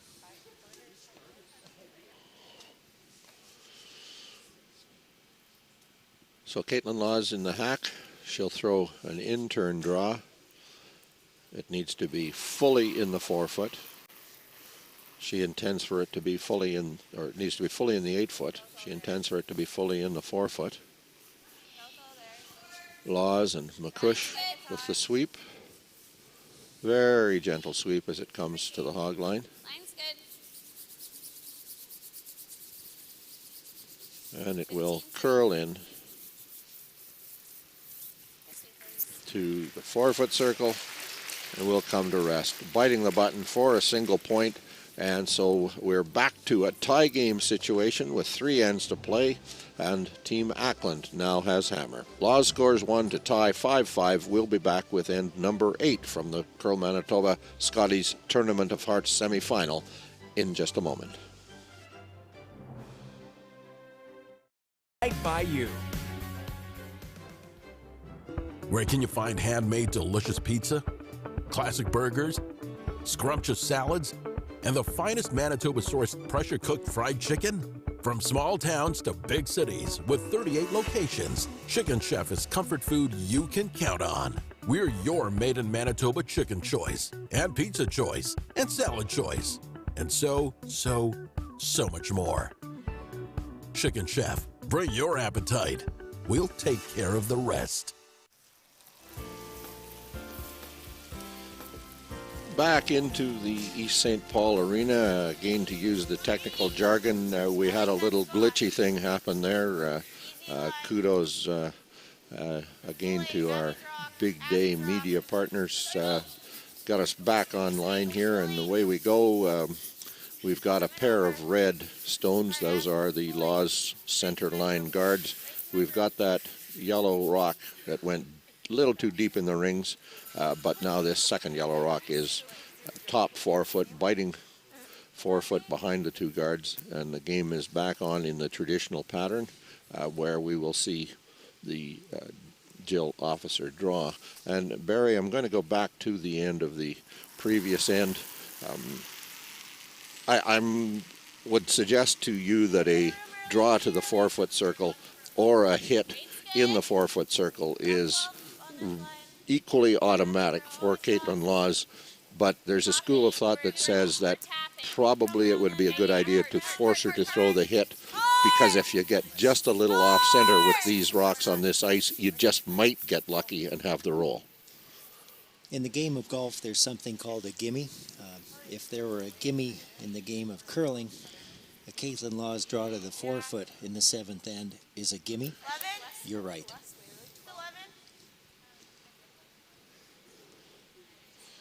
Ladies and gentlemen, we have a 3-end curling game. Just sit back and enjoy it. 2 hammers available for Team ACKLAND, 1 for Laws. This is going to be fun. I know I've said that before. I promise you. So we see Sarah Oliver. She's throwing an out-turn hit at that red stone top 4-foot. She's got to go hard to get it past that center guard. She does exactly that with really strong sweeping. A little roll center side. A couple of yellows now, a little bit angled on each other in the rings behind the 2 red guards. And Caitlin's going to follow. The newest member of the team, Mackenzie Elias, the daughter of the late, great Dave Elias, earning her keep on that one, Resby. Brushed it end to end.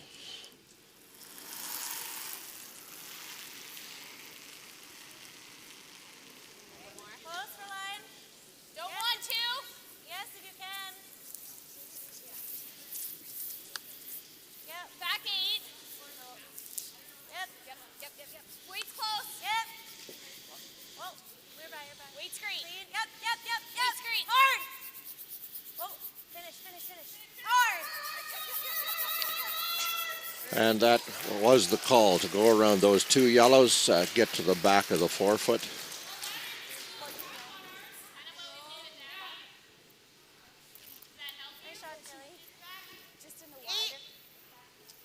It's not an overstatement, Barry, to say that it wouldn't be possible to say hello to everyone we're hearing from with texts and emails telling us from far and wide that they're watching. I did say hello yesterday to friend Lauren DePapp in New Zealand. I thought a comment from New Zealand merited, and I've got another one that I believe does merit acknowledgement.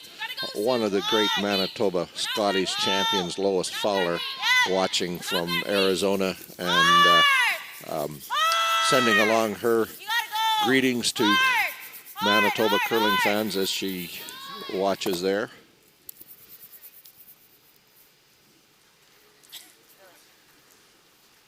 In many ways, I've said, and I truly believe, Megan Walter reminds me of Lois Fowler.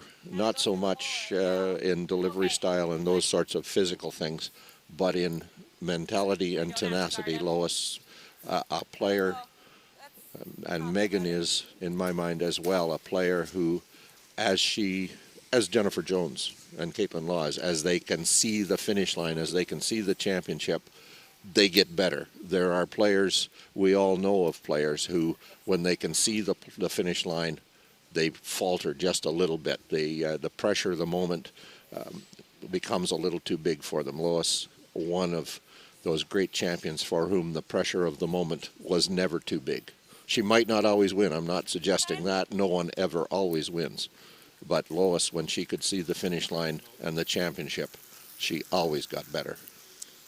A timeout called, and I couldn't agree with you more. I was with Megan Walter after a disappointing run through the evening, Friday evening, knowing that she had to wake up Saturday morning and run the table. She had her game face on. She, some of our viewers will have noticed, is competitive enough to not always worry about coloring the air with a strong word or two, but she had her game face on Friday night. She was already visualizing herself sitting in the hack through the day on Saturday, and that level to which she raised her game to win 3 in a row while other teams were falling back toward her team is everything you need to know about a woman who I think, Resby, our viewers will be watching in this game for a long, long time. She is, folks, just one more reminder, just 20 years old. So we have the timeout. There's only 13 seconds left in the timeout. Third, Selena Negavan. You can see her hand at the right-hand side of the screen poking in and pointing. This is a turning point situation for the LAWES team. There are 4 yellow stones in play, 1 lonely red rock. It is shot stone biting the button. The question in the minds of the LAWES team is, how do we get out of this situation, protecting the red or getting rid of the yellows?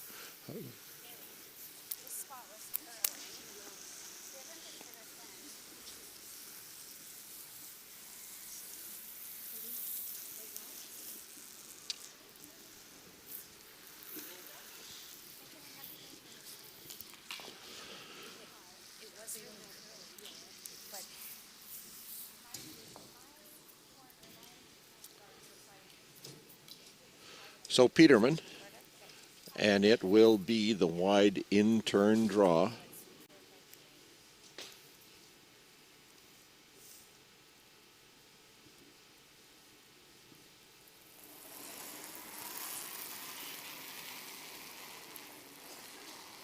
Line's good.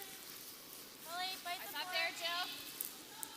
Walden. Walden! Line's great. Line's good. Yep. Hard line. Hard line. Hard line. Where? Yep. Yep. So the strong sweep now from Jill Officer, and they put the weight right on the brush heads to bring that rock into the 4-foot, in to bite the button, to lie a pair. An exceptional shot.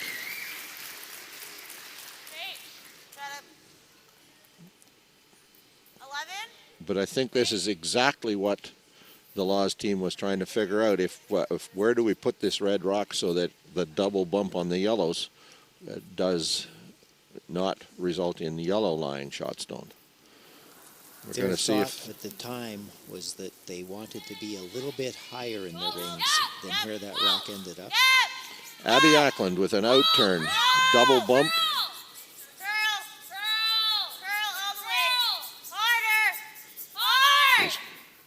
Got the bump pushes one red out back into the 12-foot circle, pretty near out of play.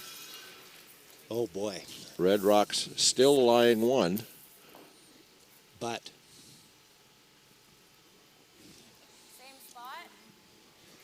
5 yellow rocks surrounding it.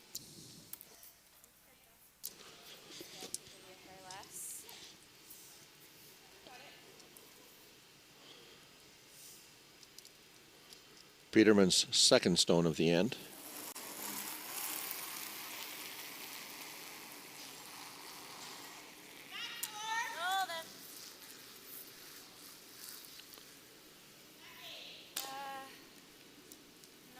That in-turn draw is tracking down, staying a little bit wide. They need it to curl from here in. They are going to get to nose contact on the yellow rock in the back of the 4-foot circle. Didn't curl as much as desired.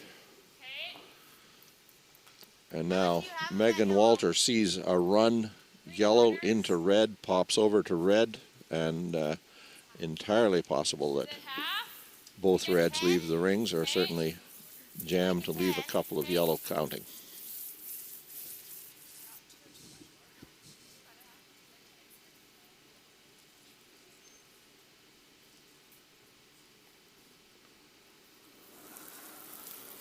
Reminiscent of the out-turn hit thrown by Caitlin Laws in the final end yesterday. Difference being it was a double raise double kill. This is a raised double kill. And throwing this with less weight. That works. That is, in fact, not a bad result at all. To get rid of the one, gets the yellow off the back of the 4-foot.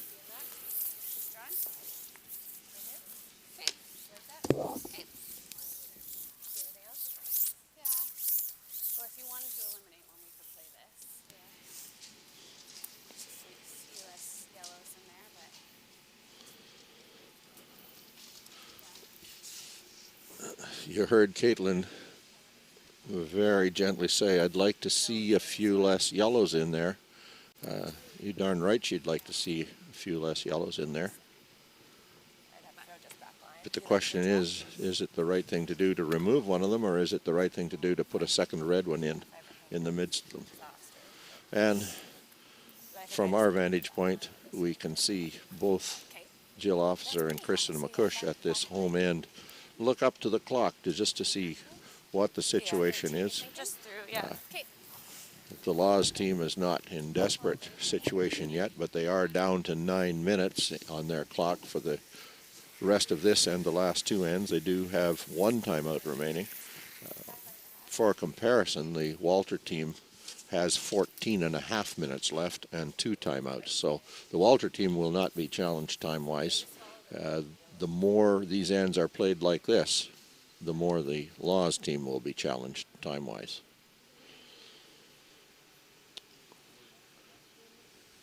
I think it's fairly clear that Caitlin LAWES has made the conclusion that removing at least one yellow with a tap is a good idea.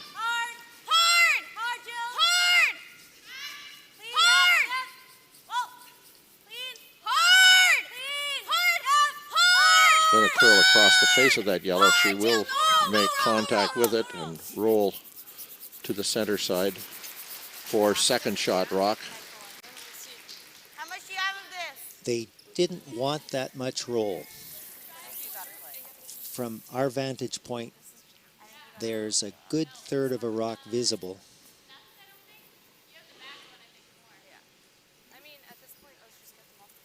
ACKLAND, Walter have concluded that they can hit the red one where you see the brush, but that it will jam. It will jam on the yellow stone on the tee line.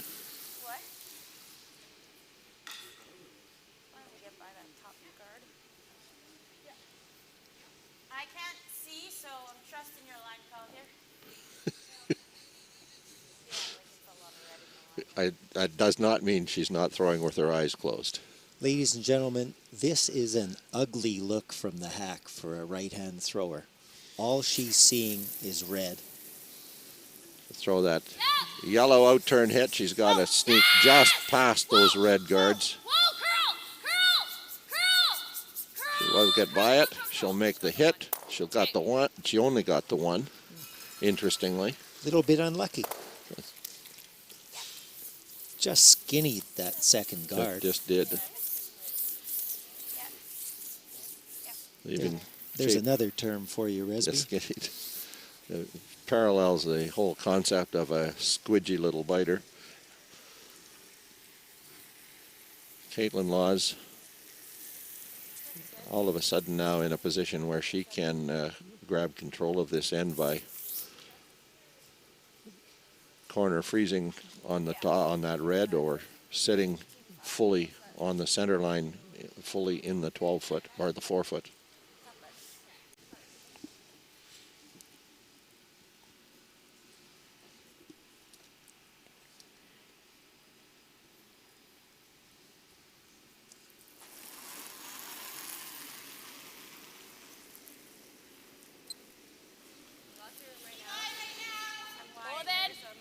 The in-turn draw, but you did hear Caitlin say, "I'm wide. It might come." 15 seconds hog to hog. So now she needs to rescue this shot in some way. She's going to rub the yellow, roll open, but it would appear to leave a rub and roll possibility. The red stone is covered, although that line would suggest there is a chance to hit inside and roll to the button. It's a really hard shot, but the question about how much air, there's plenty of air to get past the lead guard, the one that's just straddling the center line. And the idea would be to skinny it, throw it hard, get the red rock moving on the left to leave the rings that way, and bump this rock at least that far to lie 2. high difficulty shot. But in some ways, paralleling the Caitlin Laws shot in the first end of the game yesterday, when Caitlin had a chance to play for 2, decided to try for 4, didn't make it. Timeout is called, and certainly merits talk, but my point being that so long as they are sure to get 1, they give up a steal of 1 against the benefits of possible 2 or 3. And this stage of the game might be worth the risk. We'll see what they decide as Coach Howard Restall makes his way down the ice. It looks really nice to me. The question is it worth a try?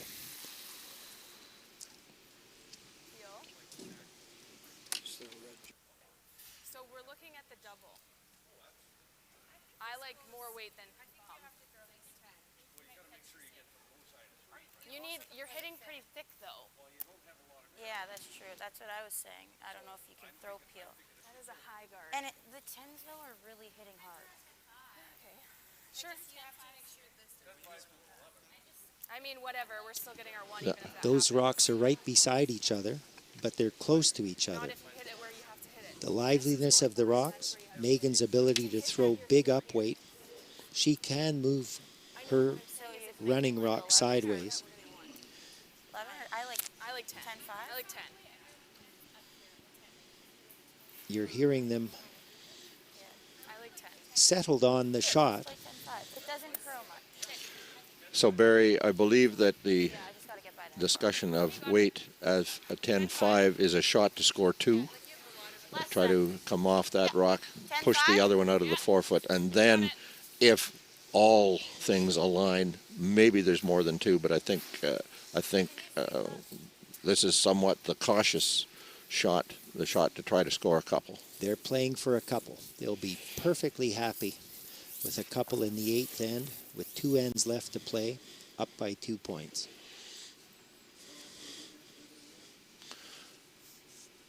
And even if forced to a single, it's a single they can be awfully proud of here in this 8th end. We'll see as Megan Walter lets her in-turn delivery go down the ice. A hard sweep to get it by the guard. She is by it. She's going to make the in-roll. She's got the 1. She's got only the 1. Wonderful shot, wonderful attempt. Maybe it wasn't there.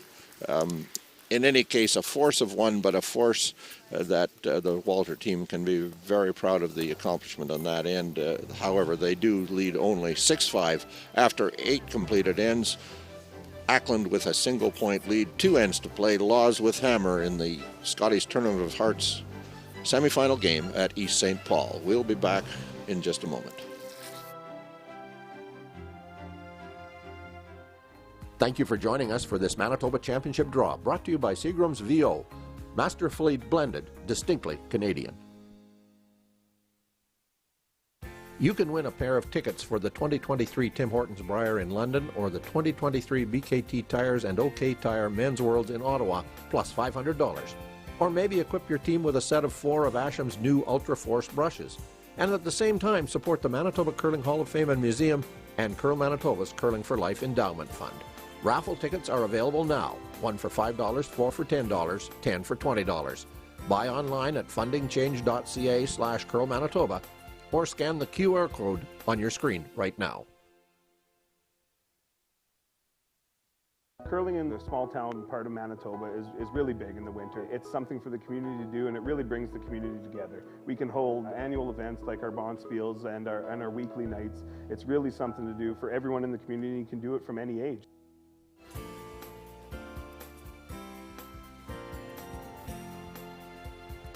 Megan Walter, she wanted to throw it about 10.5 seconds hack to hack. It was about 10.9. It just lost momentum in contacting the second red rock. Another example of a game of inches. Forced to a single point. Tense times for the teams on the ice, for the curling fans here in the East St. Paul Arena, for the curling fans watching here, there, and everywhere in the curling world. Wonderful curling entertainment being provided by Megan Walter, Abby ACKLAND, and their team, Mackenzie Elias, Sarah Oliver, and by Caitlin Laws and her team, Kristen McCush, Jill Officer, Jocelyn Peterman. And this one will, as we hoped, as we expected, will go right to the wire. 2 ends to go. Minus 23 degrees Celsius outside. Not a mosquito to be found anywhere. I'll bet Lois Fowler wishes she were back here watching this.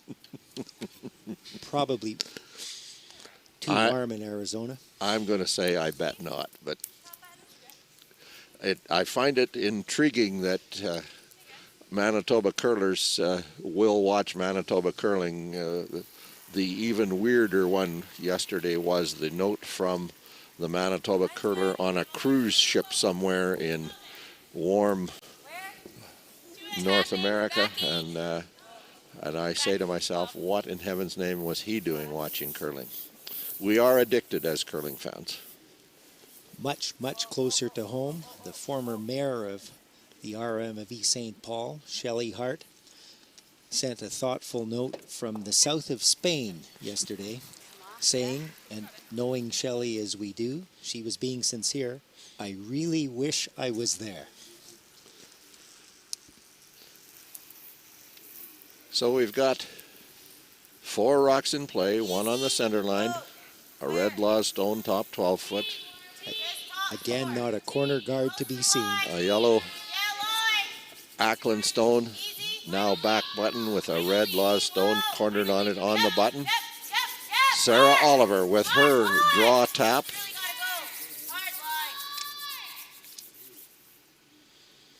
And it does overcurl a little bit. May or may not be shot stone. At this point in time, it really doesn't matter, because there's going to be another rock in on top of it and another one in on top of it momentarily.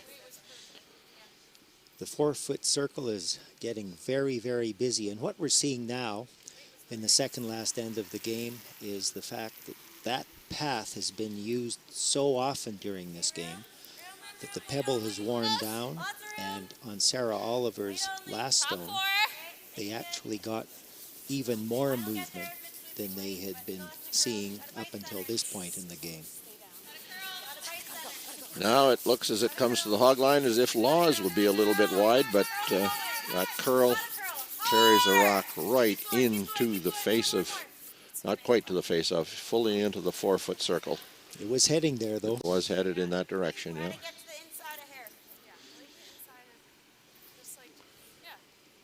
The game of championship curling these days is played in the 4-foot circle.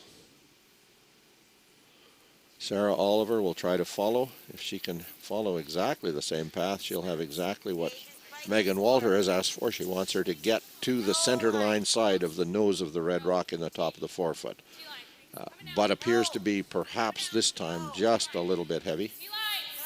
We'll see as it curves in from the hog line. She's not going to get across the face of the stone. She is going to bump it on the corner.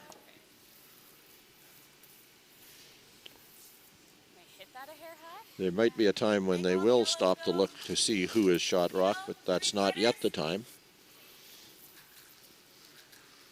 It simply doesn't matter. The position of those 5 rocks is extremely temporary. And if I may make a prediction, with Jill Officer throwing, I suspect at this point that 3 yellow rocks are going to leave the rings and red is going to be lying 3 or 4.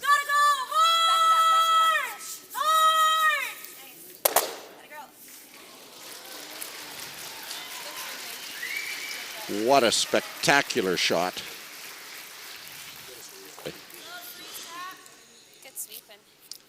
Here's that shot, Barry. That is a outstanding shot. You just have to admire it and say one more time, welcome back, Jill.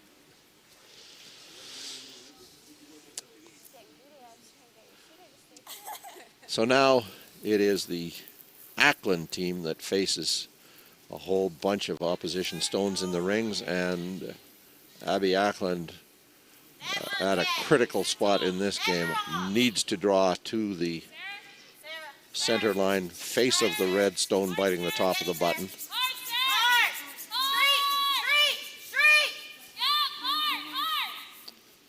Does just that.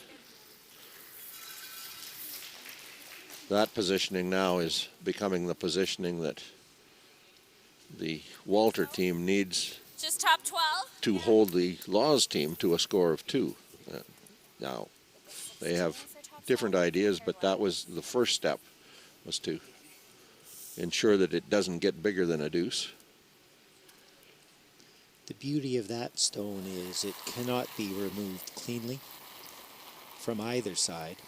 Soft. Hit that, hit that, hit that if you can. And as a consequence, Caitlin is calling for another stone back into the 4-foot circle. Just clean for line. Hold it, just on 12. Don't want to be too heavy. Okay, just gotta sit. Just gotta sit. She'll come top 12 foot. One of the things that shot does do is it prevents that red now on the right-hand side of the center line from being promoted, because it would contact the other red on the center line. And Abby Ackland now has the opportunity to go to the button just past her own yellow stone. Coming into a pocket almost sideways at the end.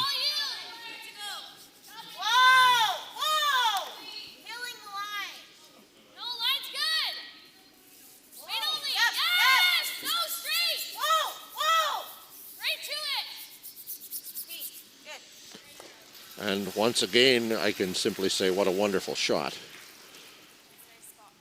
Get that to come back. So pretty thin on that yellow. No, like 3/4 is close. So the shot call here now is an out-turn peel. Roll away from that yellow guard, run the yellow across the face of the left-hand-sided red rock in the 12-foot, and push it back on an angle onto the yellow in the top of the 4-foot. Big weight again. Jocelyn Peterman, out turn. Needs to come up a little bit or she's going to run it right past the red, and does exactly that.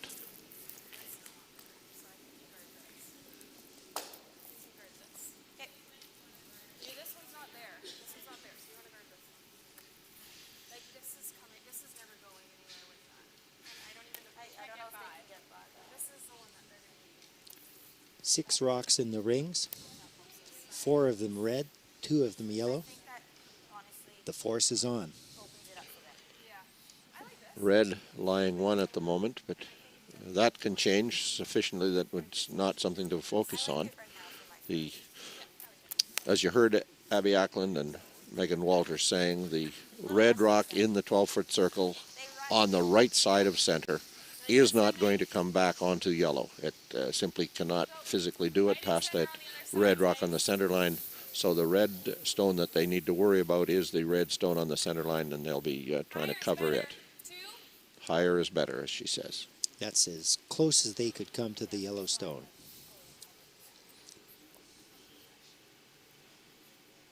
There's just enough overlap to stymie any kind of a run back.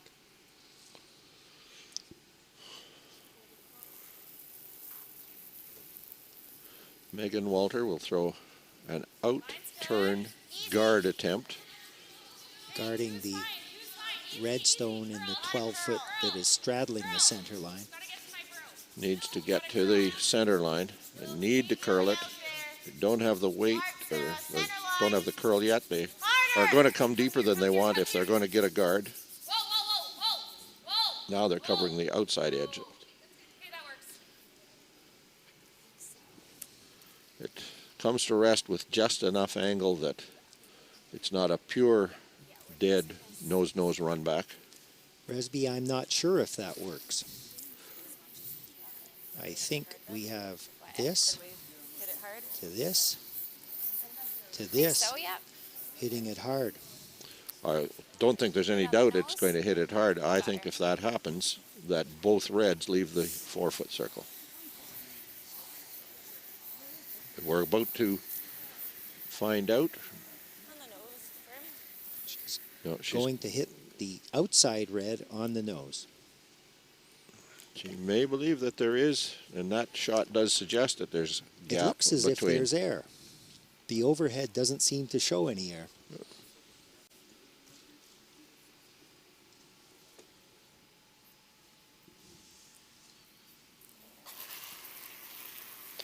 Well, we're going to find out because Caitlin Laws is throwing that in-turn hit just off center. Wants to hit the wide right rock. Kristen. Good. Did contact the red, but sprang back.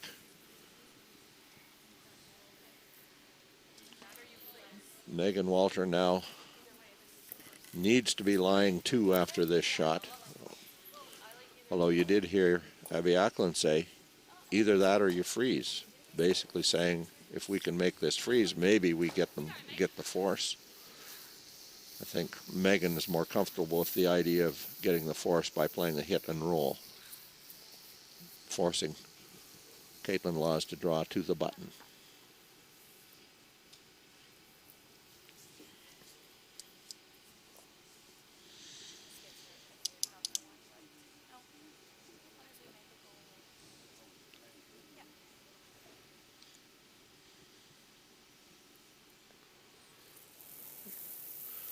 In some ways, she really doesn't even have to stay to have the force.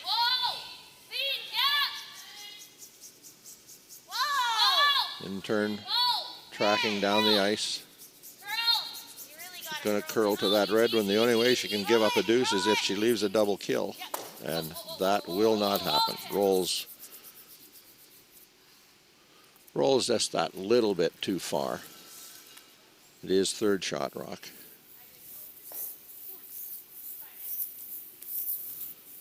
But no opportunity for Caitlin Laws to do anything but draw to that rather large button.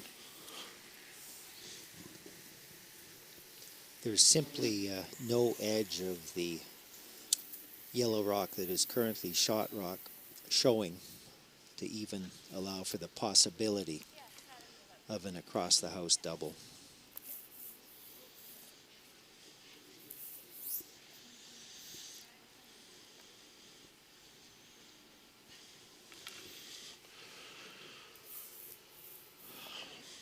So a couple of ends earlier, Barry Gorlick suggested that if there is a gimme in curling, it is a Caitlin Laws draw to the 4-foot. This has to be just a little bit better than that. This has to be almost touching white, touching the large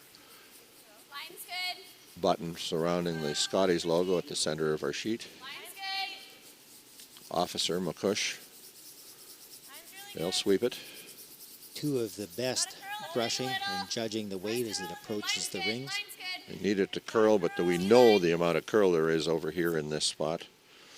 And it does come to that white, but it does slide just that little bit deep, and clearly it is a steal of 1 as Caitlin Laws slides a foot deep on a draw to the button, and Megan Walter, Abby ACKLAND, lead by 2 coming home. Caitlin Laws with last rock. Same situation as yesterday against Jennifer Jones. We'll be back with that final end of a great curling game in just a moment. We hope you're enjoying this Manitoba Championship Curling, brought to you by Seagram's 83, Manitoba's favorite Canadian whiskey. Where can you find handmade delicious pizza, classic burgers, scrumptious salads, and the finest Manitoba-sourced pressure-cooked fried chicken? From small towns to big cities with 38 locations, Chicken Chef is comfort food you can count on. We're your made-in-Manitoba chicken choice, and pizza choice, and salad choice, and so much more. Chicken Chef, bring your appetite. We'll take care of the rest. When life gets busy, getting everything done can be tough. With PharmaSafe's mobile prescription service, order your prescriptions right from your phone so they're ready when you are. Download the PharmaSafe app today. Live well with PharmaSafe. RME, proud sponsor of Curl Manitoba and the Scotties Women's Provincials. With 10 locations in Manitoba, RME is your preferred Case IH equipment dealer. RME, right by you.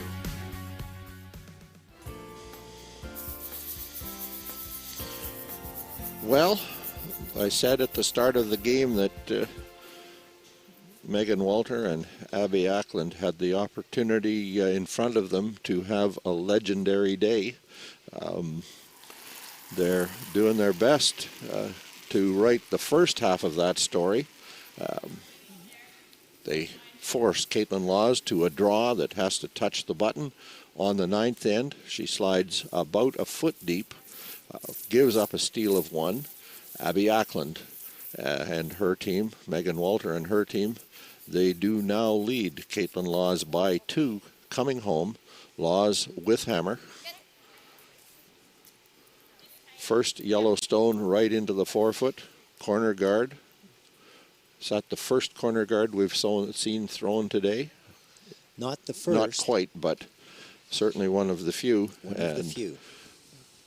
Mackenzie Elias now has been asked to play fairly tight to the rings, but touching the center line. Getting a corner guard up does two things. First of all, it can't be removed from play just yet. Second, it will give Caitlin at least the opportunity to hide one of her rocks behind it at some point in this end, potentially the tying point. Here's the problem, though. She needs a deuce, obviously, to tie the game. But then the hammer would shift in the extra end to Abby Ackland. So this is on all fronts. Advantage Ackland. Caitlin's going to try to play for a 3 here. That rock over curls a little too much. First small error as it does leave the Yellowstone wide open,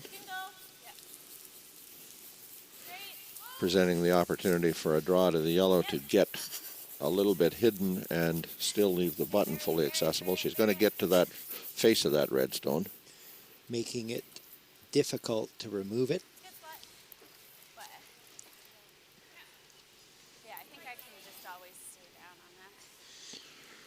So Sarah Oliver now settles in the hack.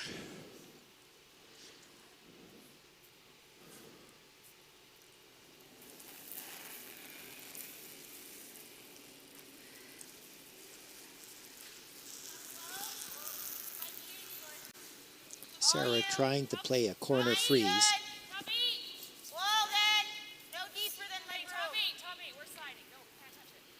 Corner freeze protects the rock on the forefoot, makes it virtually automatic to run the red stone out with a hit up the center line.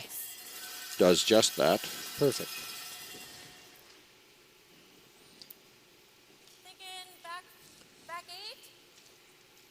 Are we calling it jiggling again, Resby? We're jiggling a pair of 42-pound pieces of granite. I'm not so sure that jiggling applies in this instance. I think that Jill is asked to play a bit of a tap to push that red rock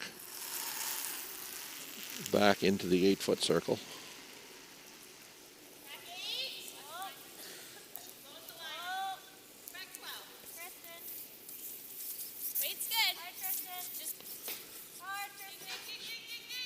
Kristen McCush, Jocelyn Peterman, sweepers. McCush sweeping, Peterman advising. And that shot is made exactly as requested. Pushes that second shot stone over behind the red corner guard.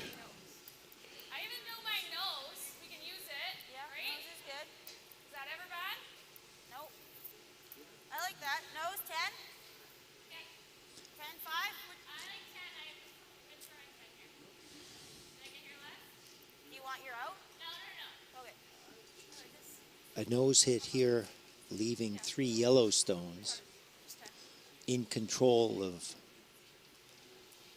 the scoring zone.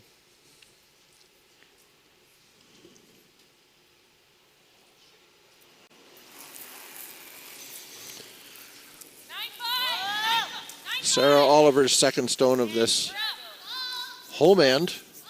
An in-turn hit. She wants to get to the nose of the red stone. She's very, very close to doing exactly that. Pushes the red through, and yellow has shot rock.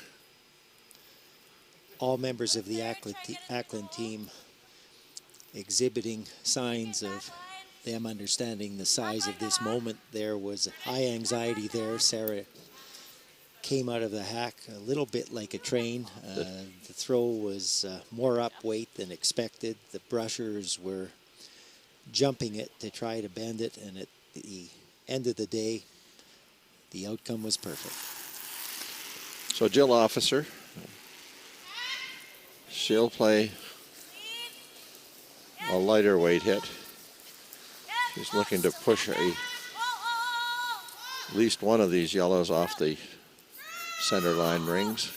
She's going to make just so gentle contact, but does jam it right back onto her own stone in the 8 foot, leaves yellow as second shot. Caitlin had looked at that, was worried about it. That's unlucky. Wrong side of the inch.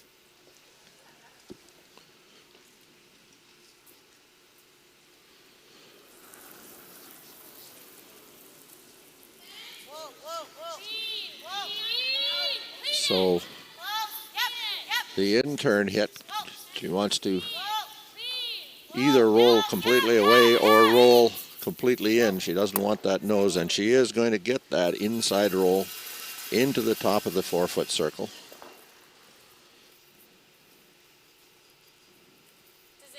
So you can see yellow, the ACKLAND-Walter combination, lie 3 in the 4 foot. Fourth shot stone is the red rock you see to the left-hand side of in the 12 foot, just back of the tee line. Fifth shot, that yellow at the top of the rings. What kind of speed do you think it? I think you got to play some weight to keep it straight past there. You like an 8? Yep. Play some weight, an 8. She wants to throw it as straight as possible down that center line. Hit high side on the yellow, on the broom side of the yellow stone in the top of the 4 foot, to remove a couple of yellow stones from the 4 and stick in front of the other. And it's underway. It is that in-turn heater that we talked about. Starts to curl up as it comes to the center line. It is going to get not quite to the nose. She is going to make all 3 move. A wonderful shot. Red all of a sudden. Here we go with the wonderful shot right through the center line. 1, 2, and 3. 2 leave the rings. 1 stays in play in the back of the 12 foot circle. But yellow lies third shot rock. So the call for Abby ACKLAND now is to remove one of those reds. A wonderful Jocelyn Peterman hit changes a desperation situation into a now hoping to force LAWES to score only 2. What was interesting about the shot rock that Caitlin's looking at was it actually on its last half of a rotation curled back toward the button. We've all seen that happen. We all hope for it in the club game when it slides out of the back of the rings and we yell at it, curl back. And they were brushing it on the inside from time too. to time it does. The scientific community is still out on whether brushing on the inside does anything, but it looks effective. You have to believe in yourself to make it, as long as you don't think you're doing any harm. So after throwing that wonderful triple kill, Jocelyn Peterman with an in-turn draw. Looking for a draw through the center line port to the 4 foot.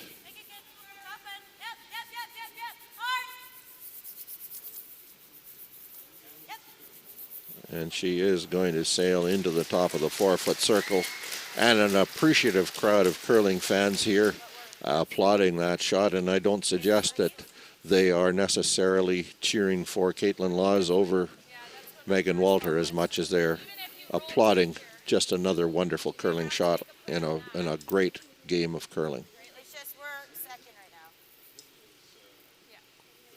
Well, it's close. Just So we hear that yellow may be second back there. That really matters. That is a huge difference. But still, with Megan Walter's ability to throw a hit, if she can play the in off this. She's playing the double. There's no question she's playing the double. To use a old farm expression, she's got the bit in her teeth. Yeah. This double to some extent is not truly a kill shot, but in many ways it is, if she can make this double. The only fear is running that red straight across the tee line and as a yellow catcher, but I don't think that angle works. Peel weight, 7 seconds hog to hog. We'll just stand and admire it.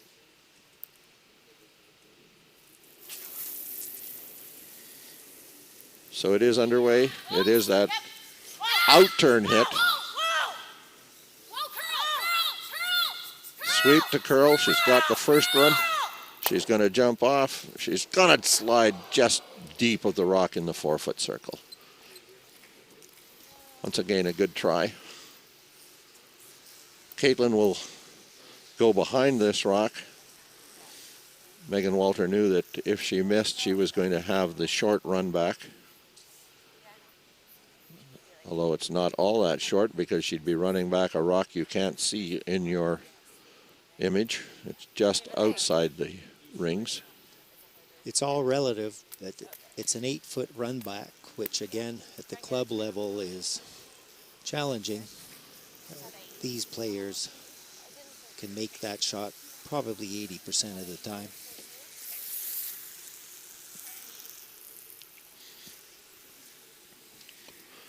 So we have exactly 3 rocks to come. 2 of them are red, belonging to Caitlin Laws. One of them is yellow. Caitlin Laws wants to be buried 2 rocks into the 4-foot circle. And still all to play for. And not necessarily this second one right to the 4-foot. Buried or half buried behind the yellow guard in the top of the 8-foot circle. Protects the shot stone. So we shall see as she throws the in-turn draw. Needs to follow Jocelyn Peterman. It's got to cross to the center line. As it gets to the hog line, it starts to go. Is she going to be able to curl it past that yellow rock in the top? Or is she going to rub? She's going to rub, roll right behind. Good judge, ladies. Turns out to be a very nice rub. And timeout is called. I hope everyone watching is enjoying this at least as much as we are enjoying bringing it to you. So there's a question in mind for Howard Restall as coach and his young and experienced, quite experienced, but in relative terms less experienced than this Laws team. Do they draw? Do they try the straight run back on the guard? The straight run back on the guard has every potential to give you a double kill and a victory. Do they play an angle run?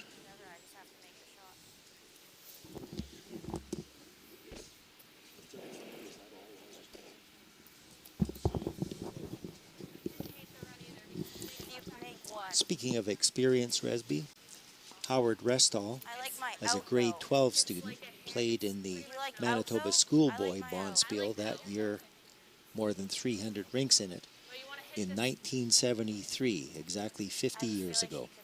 So there's some experience on the sidelines there. He has won championships, both Manitoba Mixed and Manitoba Senior Men's. He has coached internationally. These four young women are fortunate to have a coach of Howard's experience with them.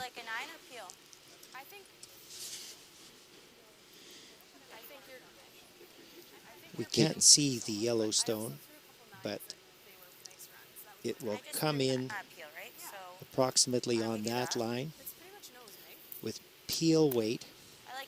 If the Yellowstone is hit on the nose, it's going to angle the red stones across each other in the way I've shown, and they'll exit the house exactly that way. The top red has the potential, if it hits the other side of that shot stone, there is a catcher to the outside, so three is obviously still in play if there's a miss, 2 is in play if there's a run through, but it is the possibility that this could also end the game. We're going to see as Megan Walter comes out of the hack with that out turn hit. Wants to get right to the nose of this stone. Right back. She does punch it out. It does catch over there. So yellow lies shot rock. Yellow lies dead, buried in the 8-foot circle. The question now is which of 1, 2, or 3, 2 yellows and a red might be second shot. That is a critical point. Here we go. Straight run back. I did, as I indicated, indicate that if it hits on the outside of the red in the 4-foot, would crash over and jam on that yellow. Would be interesting to know which is shot, but Caitlin Laws probably can't even worry about that right now because she has a very difficult shot to even be in a position to have measurements take place. They are in their final timeout. 40 seconds left on the timeout. When the timeout ends, Caitlin Laws has 33 seconds in which to put her rock in play. So she's still got a minute. There's no great panic, and yet we'll see. Now here is another one of those Caitlin Laws kinds of shots where she does have the potential to jam yellow onto red.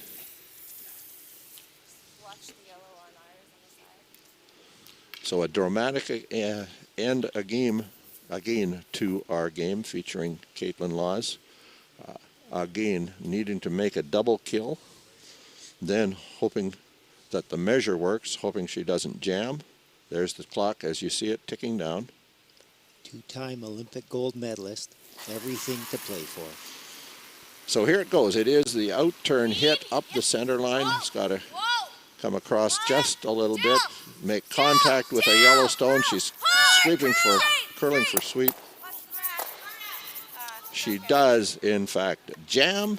It is a yellow steal of 1. Caitlin Laws goes down to defeat Megan Walter. Abby ACKLAND win that second game. Or that first game of 2 they have to.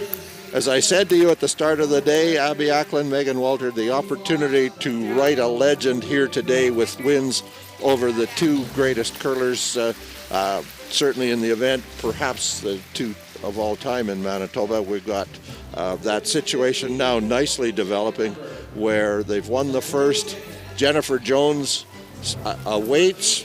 In some ways, the Jennifer Jones team will be saying, that's great, bring on the younger team. My guess, the younger team is saying, let me at her. All of the above. It's absolutely incredible that they're halfway to their objective. Running the table, 4 wins in a row.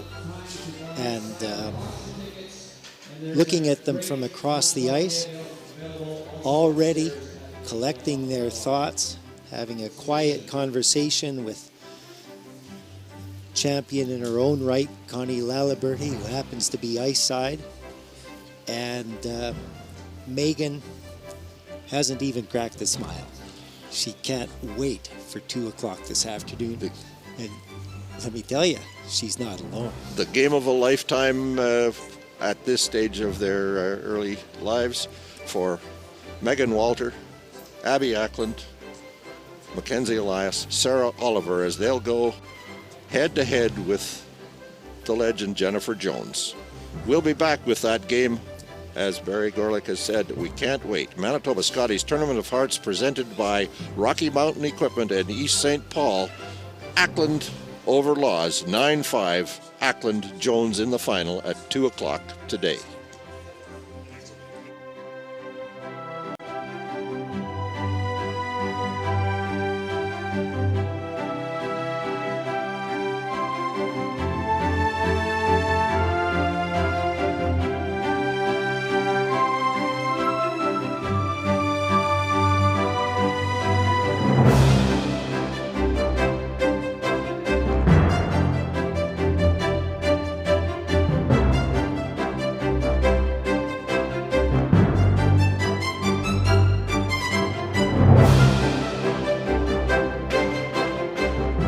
We hope you're enjoying this Manitoba Championship Sunrise Morning Draw, brought to you by Sunrise Credit Union.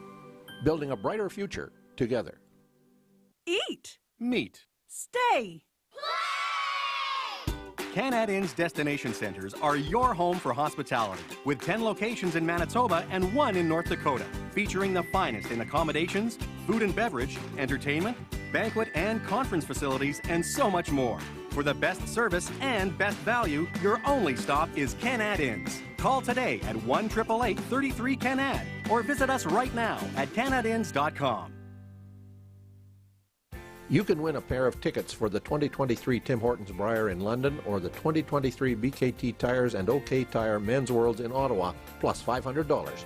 Or maybe equip your team with a set of 4 of Asham's new Ultra Force brushes. And at the same time, support the Manitoba Curling Hall of Fame and Museum and Curl Manitoba's Curling for Life Endowment Fund. Raffle tickets are available now. 1 for $5, 4 for $10, 10 for $20. Buy online at fundingchange.ca/Curl Manitoba or scan the QR code on your screen right now. Thank you for joining us for this Manitoba Championship Draw, brought to you by Seagram's 83, Manitoba's #1 whiskey. Today's sponsor, PharmaSave. Canada's community pharmacy is proud to support Canada's community game. You can win a pair of tickets for the 2023 Tim Hortons Brier in London or the 2023 BKT Tires and OK Tire Men's Worlds in Ottawa, plus $500. Or maybe equip your team with a set of 4 of Asham's new Ultra Force brushes. And at the same time, support the Manitoba Curling Hall of Fame and Museum and Curl Manitoba's Curling for Life Endowment Fund. Raffle tickets are available now. 1 for $5, 4 for $10, 10 for $20. Buy online at fundingchange.ca/Curl Manitoba or scan the QR code on your screen right now.